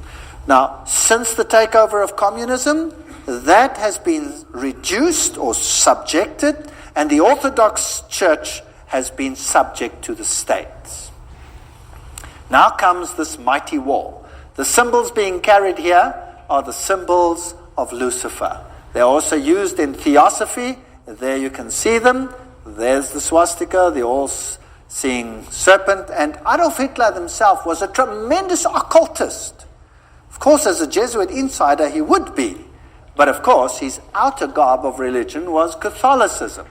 You'll find the same swastika on the foot of Buddha. And, as I recall, as I told you before, it was a Jesuit priest, Father Stempfler, not Hitler, who really wrote Mein Kampf. So, a Jesuit wrote the book. The SS has the same symbols as the Skull and Bones people. The skull with the crossbone, meine Ehre, heißt Treue. My honor means Treue, to be loyal, loyalty. The SS had been organized by Himmler according to the principle of the Jesuit order and became basically the new, if you like, Inquisition. And anybody who did not obey the system was destroyed. Now we read much in the literature about 6 million Jews who were destroyed. But we read nothing about 2.5 million of the most brilliant people in Germany, all the professors, all the intelligent, highly educated Germans who were killed by Adolf Hitler. You see, thinking people cannot be tolerated in such a regime. Downgrade the mindset. We must have serfs and elite. Goyen, catechumens, cattle, and then the super illuminists. How irritating. Remember that the Jesuit magazine, Civiltà Cattolica, house organ of the Jesuits, says quite frankly, fascism is the regime that corresponds most closely to the concept of the Church of Rome. Fascism is fascinating, excuse the pun. Fascism has one central leader. You see, Pope eventually, one central leader, total control over the people, yet the people believe that they are free because they are getting everything that they require. Unlike communism, they may have property rights, but the property rights are qualified, and I'll come to that in a later lecture in case you are duped into that. Now here are these fasciae. Let's have a look at them. The bundle of rod accompanied by an axe or a spear, which symbolized power over life and death, carried by the Roman official as symbol of authority. Under the Republican conflict or praetor, starting on an expedition, he took his vows on the Capitoline Hill, where the Vatican sits today. This is very symbolic. He acclaimed imperator, in other words, leader by his troops. He decked his fasci with a laurel, and on his return deposited the wreath upon the Capitoline Hill. Everything leads to Rome. Fascinating story. So where you find the fasciae, you must know that Rome is behind it. Fascist regimes use the fasciae. So fasciae can look like that with an axe, or the axe can go through, or it can be a spear like it was in the French Revolution. These are fasciae. Now, where do we find the fasciae? Well, in 1888 campaign poster of incumbent President Grover Cleveland, Benjamin Harrison defeated them, but later he won. Cleveland was re-elected to a non-consecutive term. There his eagle is standing on 2 fasciae. See it? Fascism, hidden in the United States. Do you know the United States should be as far as the East is from the West from fascism, isn't it? Well, isn't that fascinating? The U.S. Capitol building, if you go right to the tippy-toppy, That's what you have. Fascii, fascii, fascii, fascii. So the United States eventually is going to become a fascist state. Nobody would have believed that 50 years, 100 years ago, 10 years ago, maybe not even 5 years ago. Today, what does it look like? Is there mighty state control over every single one, just like in the times of the SS? If you move, is there a new law coming out which will watch the people of the state? Yes or no? Yes, Patriot Bill, have you heard of that? All kinds of interesting laws coming out. Now, what type of government is that? Interesting. There it is. They sat on a fascii chair. Here's the insignia of the National Guard. It has fascii. There are fascii and the Statue of Liberty. Let's read what Anthony Sutton, remember this man who wrote about Skull and Bones, educated at the University of London, Gottingen, California, research fellow, Hoover Institute. This is an important man. Let's see what he has to say. How the order creates war and revolution. Talking now about Skull and Bones, which is the Illuminati, which is the Jesuits behind the scenes, as we have seen. Operational history of the order can only be understood within the framework of Hegelian dialectic process. Hegel, the great man who said, always create two directions. Thesis, antithesis, rub them up against the other. Who cares how many people die in the process? Then you have synthesis. Then you get what you actually want. From this axiom, it follows that controlled conflict can create a predetermined history. For example, when the Trilateral Commission decided managed conflict, etc., we'd read this quote before, so I'll just skip it. The synthesis, that's which comes together, sought by the establishment is called the New World Order. Without controlled conflict, this New World Order will not come about. Random individual action of persons in society would not lead to this synthesis. It's artificial. Therefore, it has to be created. So you hear about a war here and a war there and a revolution here and a revolution there. Revolutions have to be financed. You never hear where the money comes from to finance them. Who finances the revolutions? Who runs them? You see? So you have Nazis against Soviet Unions, North Korea, North Vietnam, ad nauseum against the United States. The conflict built profits while pushing the world ever closer to a one-world government. Now, isn't it logical that that's what Satan wants? He wants a one-world government. So, in Hegelian philosophy, the conflict of political right and political left, or thesis and antithesis in Hegelian terms, is essential to forward movement of history and historical change itself. Have you noticed that every country has a left party and a right party? Have you heard about that? And your country has it too, otherwise there would be no point to vote, right? Two of them. Now, let's have a look how this is working. These elitists, the state is supreme, and a self-appointed elite running the state acts indeed as God on earth. The rest are catechumens, cattle, goyim. College textbooks present war and revolution as more or less accidental results of conflict, but they're never in Western textbooks will you find the evidence that revolutions need finance, and the source of the finance, in many cases, traces back to Wall Street. Operational vehicles for conflict creation, the key to modern history is in these facts. The elitists have close working relations with both Marxists and Nazis. They play on both sides because what they have created is just a game. In this memorandum, we will present the concept that world history, certainly since 1970, reflects deliberately created conflict with the objective of bringing about a synthesis, a new world order. So let's have a look how it works. Here's the order. The thesis is Marxist Russia, Second World War now. The antithesis, Nazi Germany. Who financed them? Who financed the Russians? Guarantee Trust Company. Who financed the Nazis? Guarantee Trust Company. And then you have Harriman, formerly of Harriman and Company, etc., etc. Same people over here. Harriman, Nazi interests. Same people finance both sides. Then you have the Bolshevik Revolution 1917 and 1933, Hitler's ascension to power, conflict between the two, tremendous profit, and the result, post-World War II, United Nations as the first step to a new world order. There you have it. Beautifully. Financed by the same sides.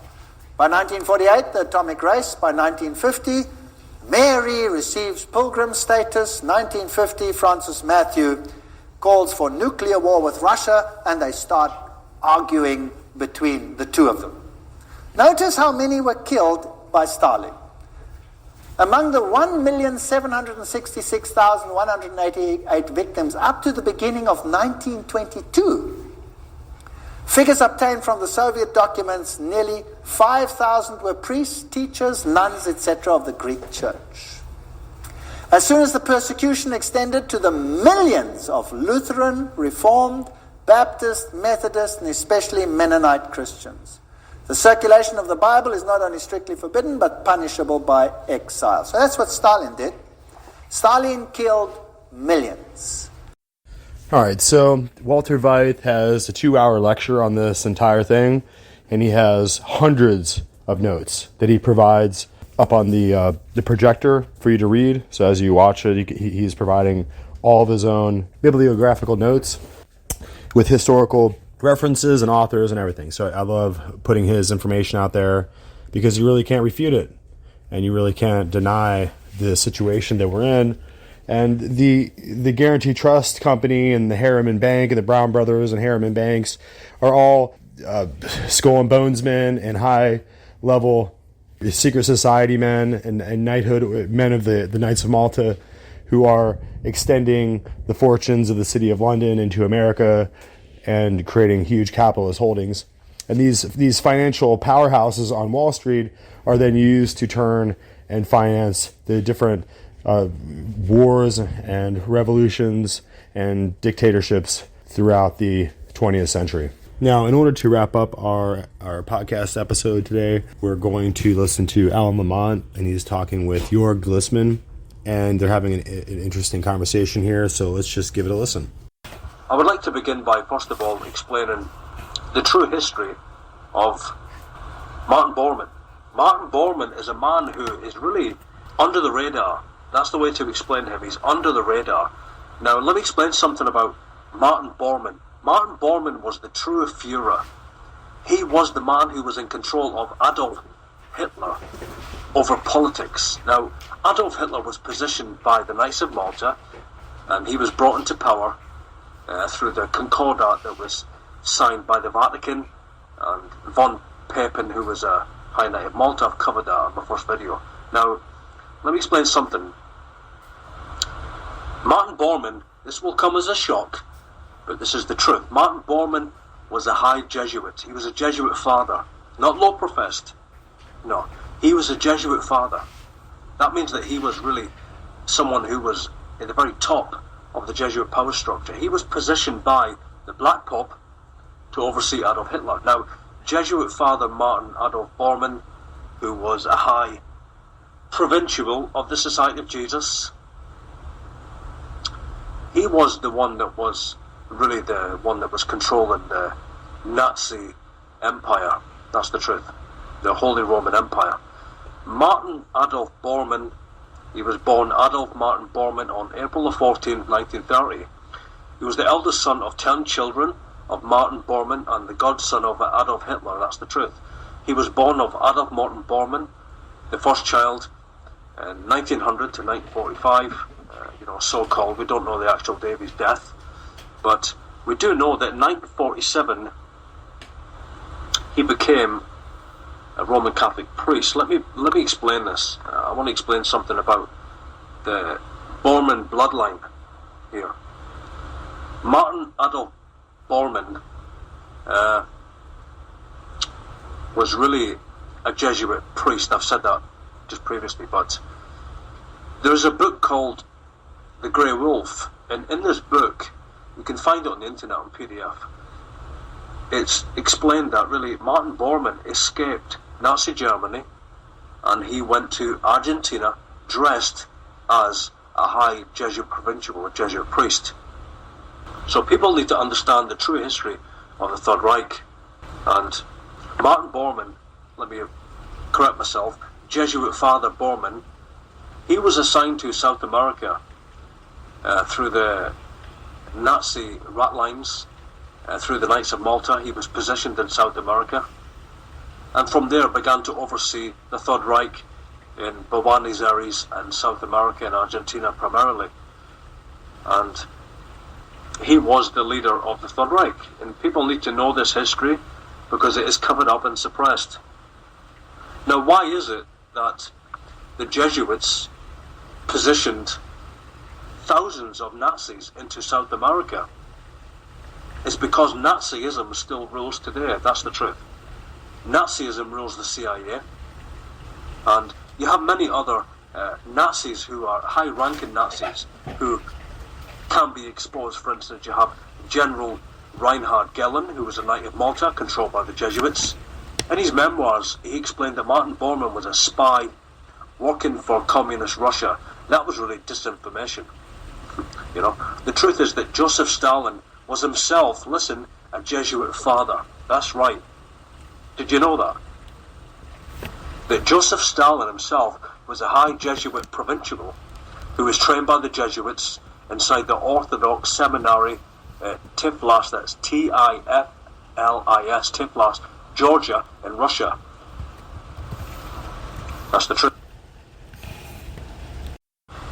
So Stalin himself is a high Jesuit, Martin Bormann is a high Jesuit, and what you have, according to the high Jesuit oath of induction, you have brother Jesuits at the top, and it doesn't matter who you look at, whether it be Martin Bormann or even Joseph Mengele or Adolf Eichmann. All of these men were high Jesuits. They were Jesuits, not just Jesuit trained, but Jesuits, and they were under the power of the Black Pope.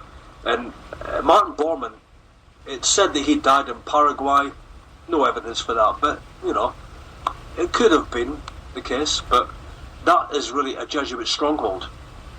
Paraguay is really where the Jesuits perfected communism. You know, that's where communism was created and perfected by Joseph Stalin, the Jesuit priest of Rome. And even Adolf Hitler was still alive, even in the year of 1998, supposedly. You know, there's so much history that people bring out. But okay, let me bring a conclusion and pass on the joke. The fact is this. The facts are, the true facts of history are that Adolf Hitler did not die. He did not kill himself. No. He escaped to southern Argentina after fleeing Germany. And that's the truth. With his lover, Eva Braun, that he married in the bunker. And he did not commit suicide. And so we have history that has been suppressed and rewritten regarding Nazi Germany. Nazi Germany was overseen by Bormann, who was a very, very powerful Jesuit, and he was the one that was the true controller of Germany. Okay, I'll pass it on to you, George. Yeah, okay, thank you, Alan. There's a kind of an echo. You have that also? Oh, okay, it's better now. That was very interesting information that you gave there. I mean, that Hitler just killed himself is something that I actually always doubted in my life, that he would just chicken out like that. I mean, you have people like Goering who did that, but he was sent to trial, and that's something else when you're standing trial there. And also, somebody says, okay, he killed himself. Others say he was killed. I mean, it's not because you are taking a pill with cyanide in it that you took it for yourself, you know. Sometimes people have to be silenced by being put away. Just think about, for example, Rudolf Hess. He is one of the, I think, most overseen persons when you talk about the Third Reich, who allegedly fled to England in 1940, I think it was, or 1941, 1942, somewhere in the beginning of the 40s. I don't know the exact year now. It's not that important right now. But you know, after the World War, he was put into prison. That prison in Berlin was only open because he was the only inmate for more than 30, 40 years. This is torture. This is just torture. And then he was killed. Not so long before the German so-called reunification. Somebody really has to ask questions about that, you know? Can I come in and say something on this? But it's a different angle. Is that if you look at Pope Francis today, obviously he was the High Jesuit Provincial overseeing Buenos Aires, Argentina. Now, you remember that whole staged event with Adolf Eichmann? It was actually captured by Israeli commandos of the Mossad. It was actually in the year 1960 outside Buenos Aires, and obviously then he was executed in Israel, which I don't believe actually happened, but anyway, that's disputable. But these Israeli commandos, you know, they found Adolf Eichmann in Argentina. Now Argentina is honestly, it is the place where the Nazis went to. Now many of them actually also went to the CIA, and they really brought a lot of their intelligence and a lot of their culture, mind control experiments into the CIA. And so Adolf Hitler and Eva Braun, they landed on the shore of Argentina in the year 1945 aboard a German U-boat submarine. And Hitler actually ended his life in a retirement home in Chile. Really, in Chile, you know. So, my God, you know, people are so dumbed down and deceived by, you know, false history, aren't they, really? Well, yeah, they are dumbed down because of all the television and all this multimedia that is pushed upon them. This is something that I always say to Walt when we're on the phone, and I probably said it to you also. In my opinion, the last 3 generations that roam the earth right now are the generations of mankind who have never been farther away from God than any other generation before. We just don't know who God is. And when they take God away from us and they put, what do they put in the place? Madonna, Lady Gaga, Justin Bieber, Arnold Schwarzenegger. You know what I mean? These idols that people worship. I mean, when you see that at the concerts or whatever, people are just fainting by seeing these so-called stars. And they don't care about the real stars. They don't care about God anymore. And when the people don't know God anymore, how can they have a relationship with religion? It's the work of the Jesuits to take care that religion can be ridiculed. I mean, who can now be a Catholic from the heart and accepting gay marriage and accepting getting your sins forgiven by Twitter, when you Twitter to the Pope? That's right. When you can change your sex or change the sex of your child? I don't get it. Don't people see where this all is going? By taking us so far away from God, the Jesuits do a very, very good job. A very, very good job. They are dumping the people down without the people knowing that they are being dumped, because they are being taught other things that are so-called interested. I mean, I get sick when I go to the barber to get a haircut, and I see all these magazines lying there of all the so-called VIPs. I almost have to vomit when I see that, you know? And you see all the people that are reading that like it's, oh, feed me information. Oh, this is important to know, you know? And when the people are led so far away from God, then the Jesuits have a very easy work, because they work for Satan. That's why all of the videos from Hollywood... Satan doesn't want you to know God. Yeah, that's why all the videos from Hollywood are nothing but violence and lust and just darkness. Porn. Yeah, It's just darkness, nothing but evil and wickedness. And that's what people are looking at, and that's what people are giving their attention to. These amusements, and they're just wicked distractions from Rome. That's what they are. My internet's plugged into the box, so it's not shut off. I just want to add something to the Bormann stuff that you just said before. Yeah. So the flight to England from OFS was on the 12th of May 1941. And after that, Bormann took his office over. That was the staff of the deputy of the Führer in the party that was in Party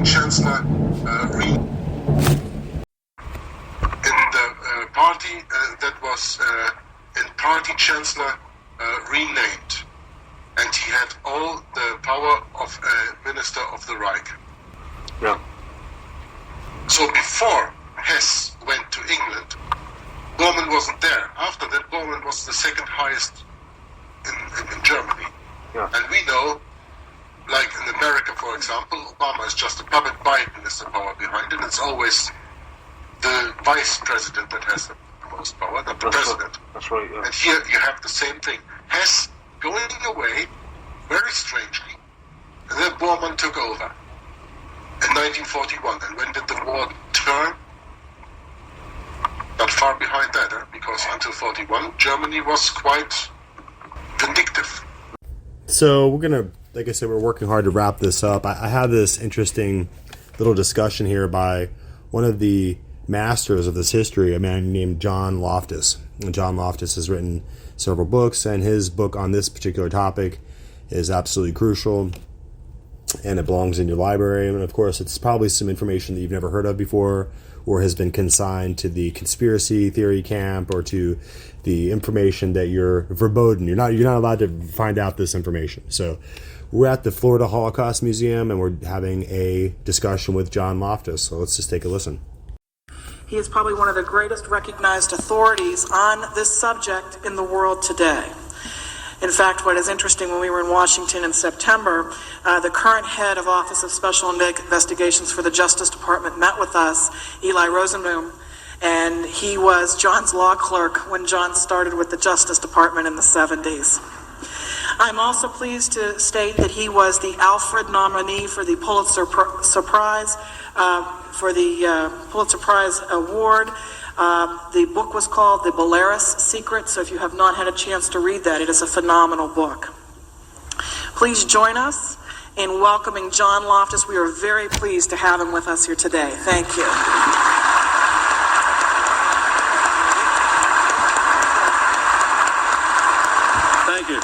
Thank you. I always get teased. Doesn't it seem a little bit silly to have an Irish Catholic writing books about Jews, Nazis, and Israel? My mother was born in Ireland, and she had an explanation. She said there was an ancient Irish legend that the Irish are the lost tribe of Israel. My dad shook his head and said, John, it couldn't possibly be true that we're related, because the Jews can't drink and the Irish can't cook. My association is much more mundane. I was a young, ambitious lawyer. I had a great job. I worked for the Attorney General of the United States. And President Carter asked us for volunteers among the Justice Department lawyers to set up a new task force to investigate whether there were any Nazis hiding in America. Now, since I knew absolutely nothing about the subject, I, of course, immediately volunteered. Well, I thought it would look good on my resume. I thought I might get a free trip to Germany out of it. Instead, my boss discovered that I had some intelligence training when I was an Army officer, although everyone thinks military intelligence is a contradiction in terms. Nevertheless, that was the qualification that got me the most unusual job in the U.S. government. They raised my security clearances many levels above top secret. My job was to go through all the CIA and NATO intelligence archives for several years to see if I could find any clues to where there might be Nazis hiding in America. Well, I never did get my free trip to Germany. Instead, I got lots of free trips to Suitland, Maryland. Now, Suitland is a nice little town. It's right outside Washington, D.C., and Suitland is where the U.S. government buries its secrets. Literally. There are 20 storage vaults underground. Each vault is 1 acre in size. Have you ever seen the movie Raiders of the Lost Ark? Well, the last scene of that movie is what the underground vaults are really like, only not as organized as they are in the movie. And being a typical man, I didn't always stop and ask for directions. And one day I got really lost and ended up all the way down in the Q vault, where our nuclear warfare documents are stored. And inside the nuclear vault, I stumbled across a group of Nazi files, files that I wasn't supposed to see, files that no one was supposed to see until the year 2015. And I discovered, much to my embarrassment, that many of the Nazis that I had been assigned to prosecute were already on the government payroll. It was one of those Cold War operations that got all messed up. The British Secret Service had a private meeting with a few chaps from our State Department intelligence. And the British said, look, the Germans are defeated now, the Russians are the new enemy. We have to get ready for World War III. And the British were going to recruit people from all across Eastern Europe, secretly bring them to America for training and send them back behind the Iron Curtain as freedom fighters. So that if World War III ever erupted, we would have an underground army of freedom fighters behind Russian lines. Now, the only problem with the whole freedom fighter project was that the chap in charge of it in Britain was named Kim Philby. Oh, I see, some of you get the joke already. Kim Philby, we discovered to our horror years later, Kim Philby was the highest-ranking communist spy ever to infiltrate the British Secret Service. So naturally, Kim Philby was following his orders from Moscow. He wasn't sending anti-communists to America. He was sending us the dregs of the Nazi war criminals of Eastern Europe. And our State Department was too stupid and too gullible to realize they were being conned. Until finally, when Philby showed up at a press conference in Moscow in 1963, our bureaucrats do what all good bureaucrats do. They buried their mistakes. They hadn't told the CIA or the President or Congress what the State Department had done. Now, the State Department couldn't destroy all the top-secret Nazi documents because it literally takes too much paperwork to destroy a top-secret file. But you can misfile them. That's why all the Nazi files ended up down in the nuclear vaults, where no one was supposed to find them, until I was stupid enough to stumble across them some 4 decades later. I looked at some of the famous American names who had been innocently involved with this freedom fighter project. I knew it would be a huge scandal, but maybe I'm a thick-headed Irishman, but I figured that my dad's generation didn't fight World War II to make America safe for Nazi retirement.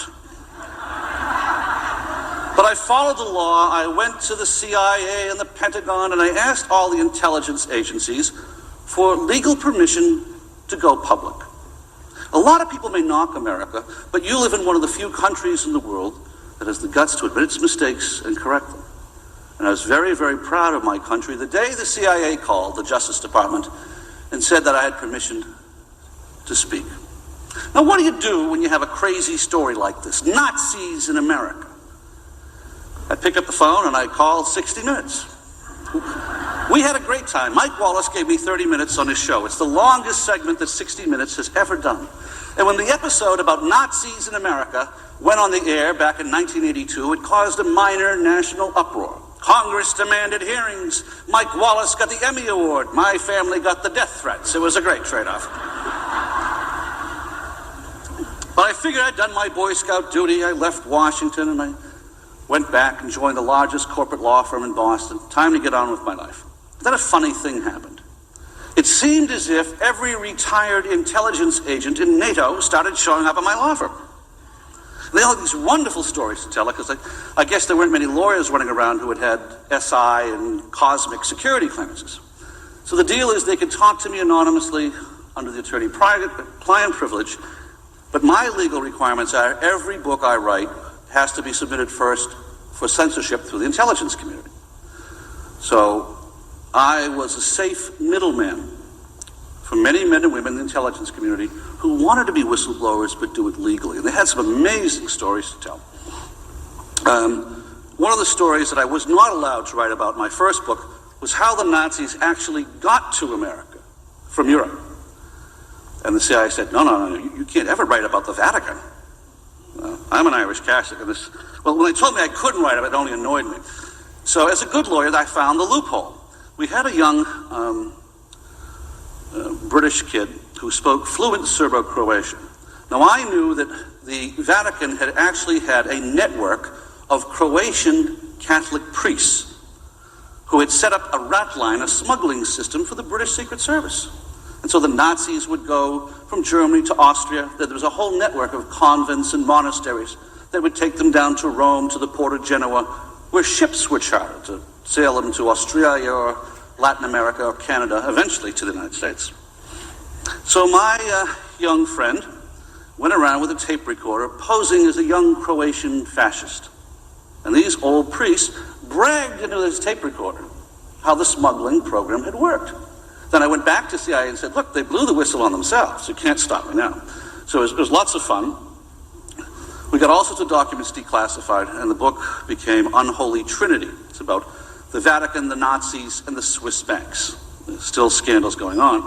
I hope people understand that 99% of the Catholic Church had no involvement with this. This was a small group of right-wing, ultra-conservative Italian clerics who disgraced the Catholic Church with their attitudes both during and after the war.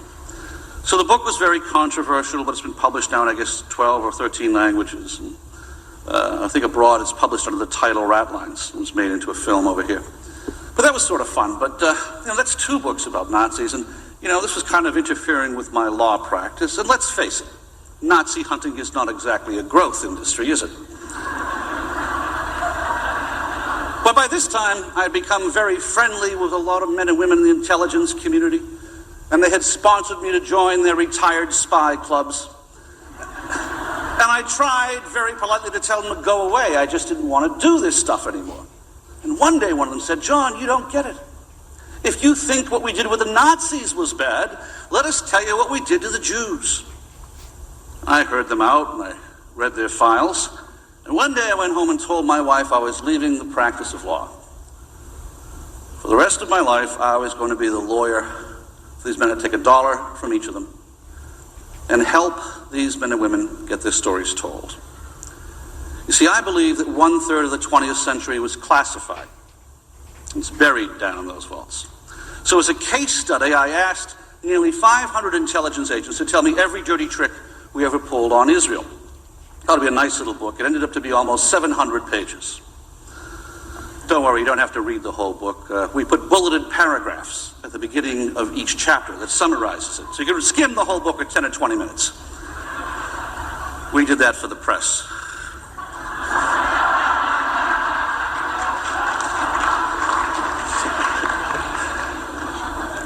But there is a theme to the book, and it's towards Israel. What's our foreign policy towards Israel? Well, everyone knows. America's on Israel's side. We really are. We non-Jews, Republican, Democrat, we consistently keep electing congressmen and senators who support Israel's cause in the Middle East. We send more of our tax dollars to Israel than any other nation on earth. We're not the problem. The problem is that for the better part of the 20th century, our State Department and our intelligence community had a radically different foreign policy. They had said, whatever we might say about liking the Jews in public, it really is in America's long-term national interest to obtain the cheap and consistent supply of oil. It's not about conspiracy. It's not about bigotry. It's about oil. It's about greed. If Moses had turned right and settled in Kuwait, we probably would have made Israel the 51st state, but they had no oil. They had no oil, and part of the price that the Arab nations wanted us to pay was to give them intelligence assistance in their wars with Israel. And sad to say, American intelligence agreed. The bottom line was harsh. In every war that Israel fought, American intelligence fought on the Arab side. We wiretapped Israel's communications. We betrayed them to the Arabs. Probably the worst thing we ever did to Israel was the time we did nothing. And that happened in 1973. U.S. code breakers had deciphered a Russian telegram from their embassy. It started a hemorrhage that almost destroyed the nation. The missile flies downrange. It took all of the tow missiles and dumped them at 2 spots out in the desert. And they were right. Israeli intelligence, money. There's a few pages in my book, The Secret War Against the Jews, that talked about an unusual banking system some of my intelligence friends had stumbled across. I'm going to break a major news story today with you. It seems that during World War II, the leading Nazi industrialists secretly owned a bank in New York City. That bank was dissolved in 1951.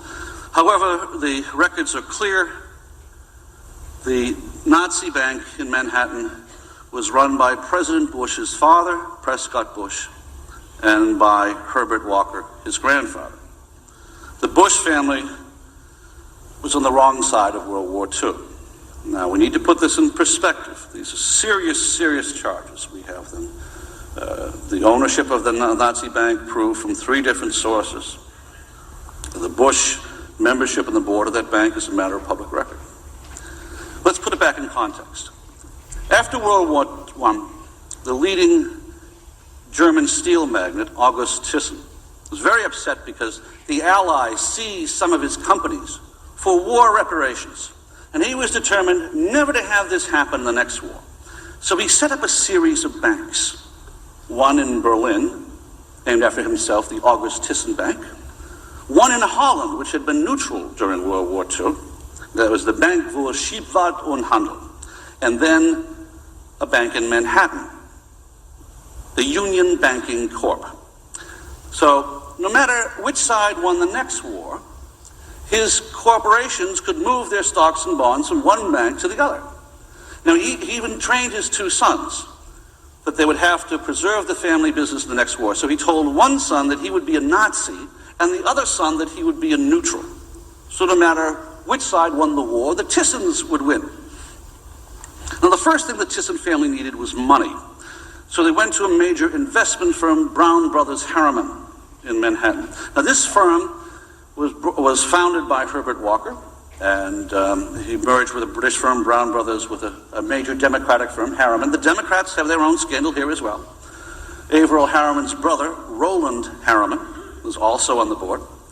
It is a matter of public record that Brown Brothers Harriman helped American investors move billions of dollars into Germany during the 20s and 30s. The German currency was worthless, but German stock was worth a fortune, because Germany had almost a high-tech patent monopoly on all these advanced trade processes. So the Brown Brothers Harriman helped organize the flow of money into Germany from some famous American families like the Rockefellers, the Fords, and the DuPonts.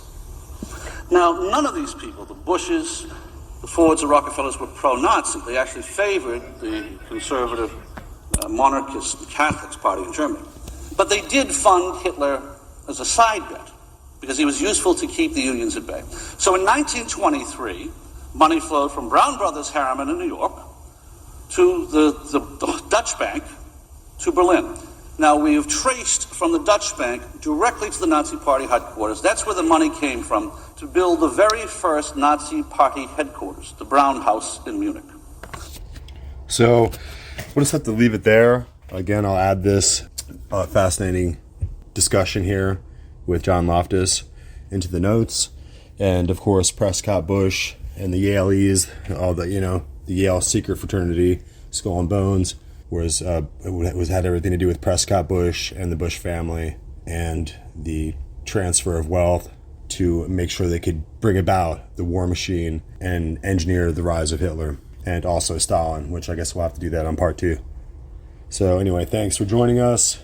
If you can support us over here, that'd be outstanding. Hit the email, and we'll see you on the next episode.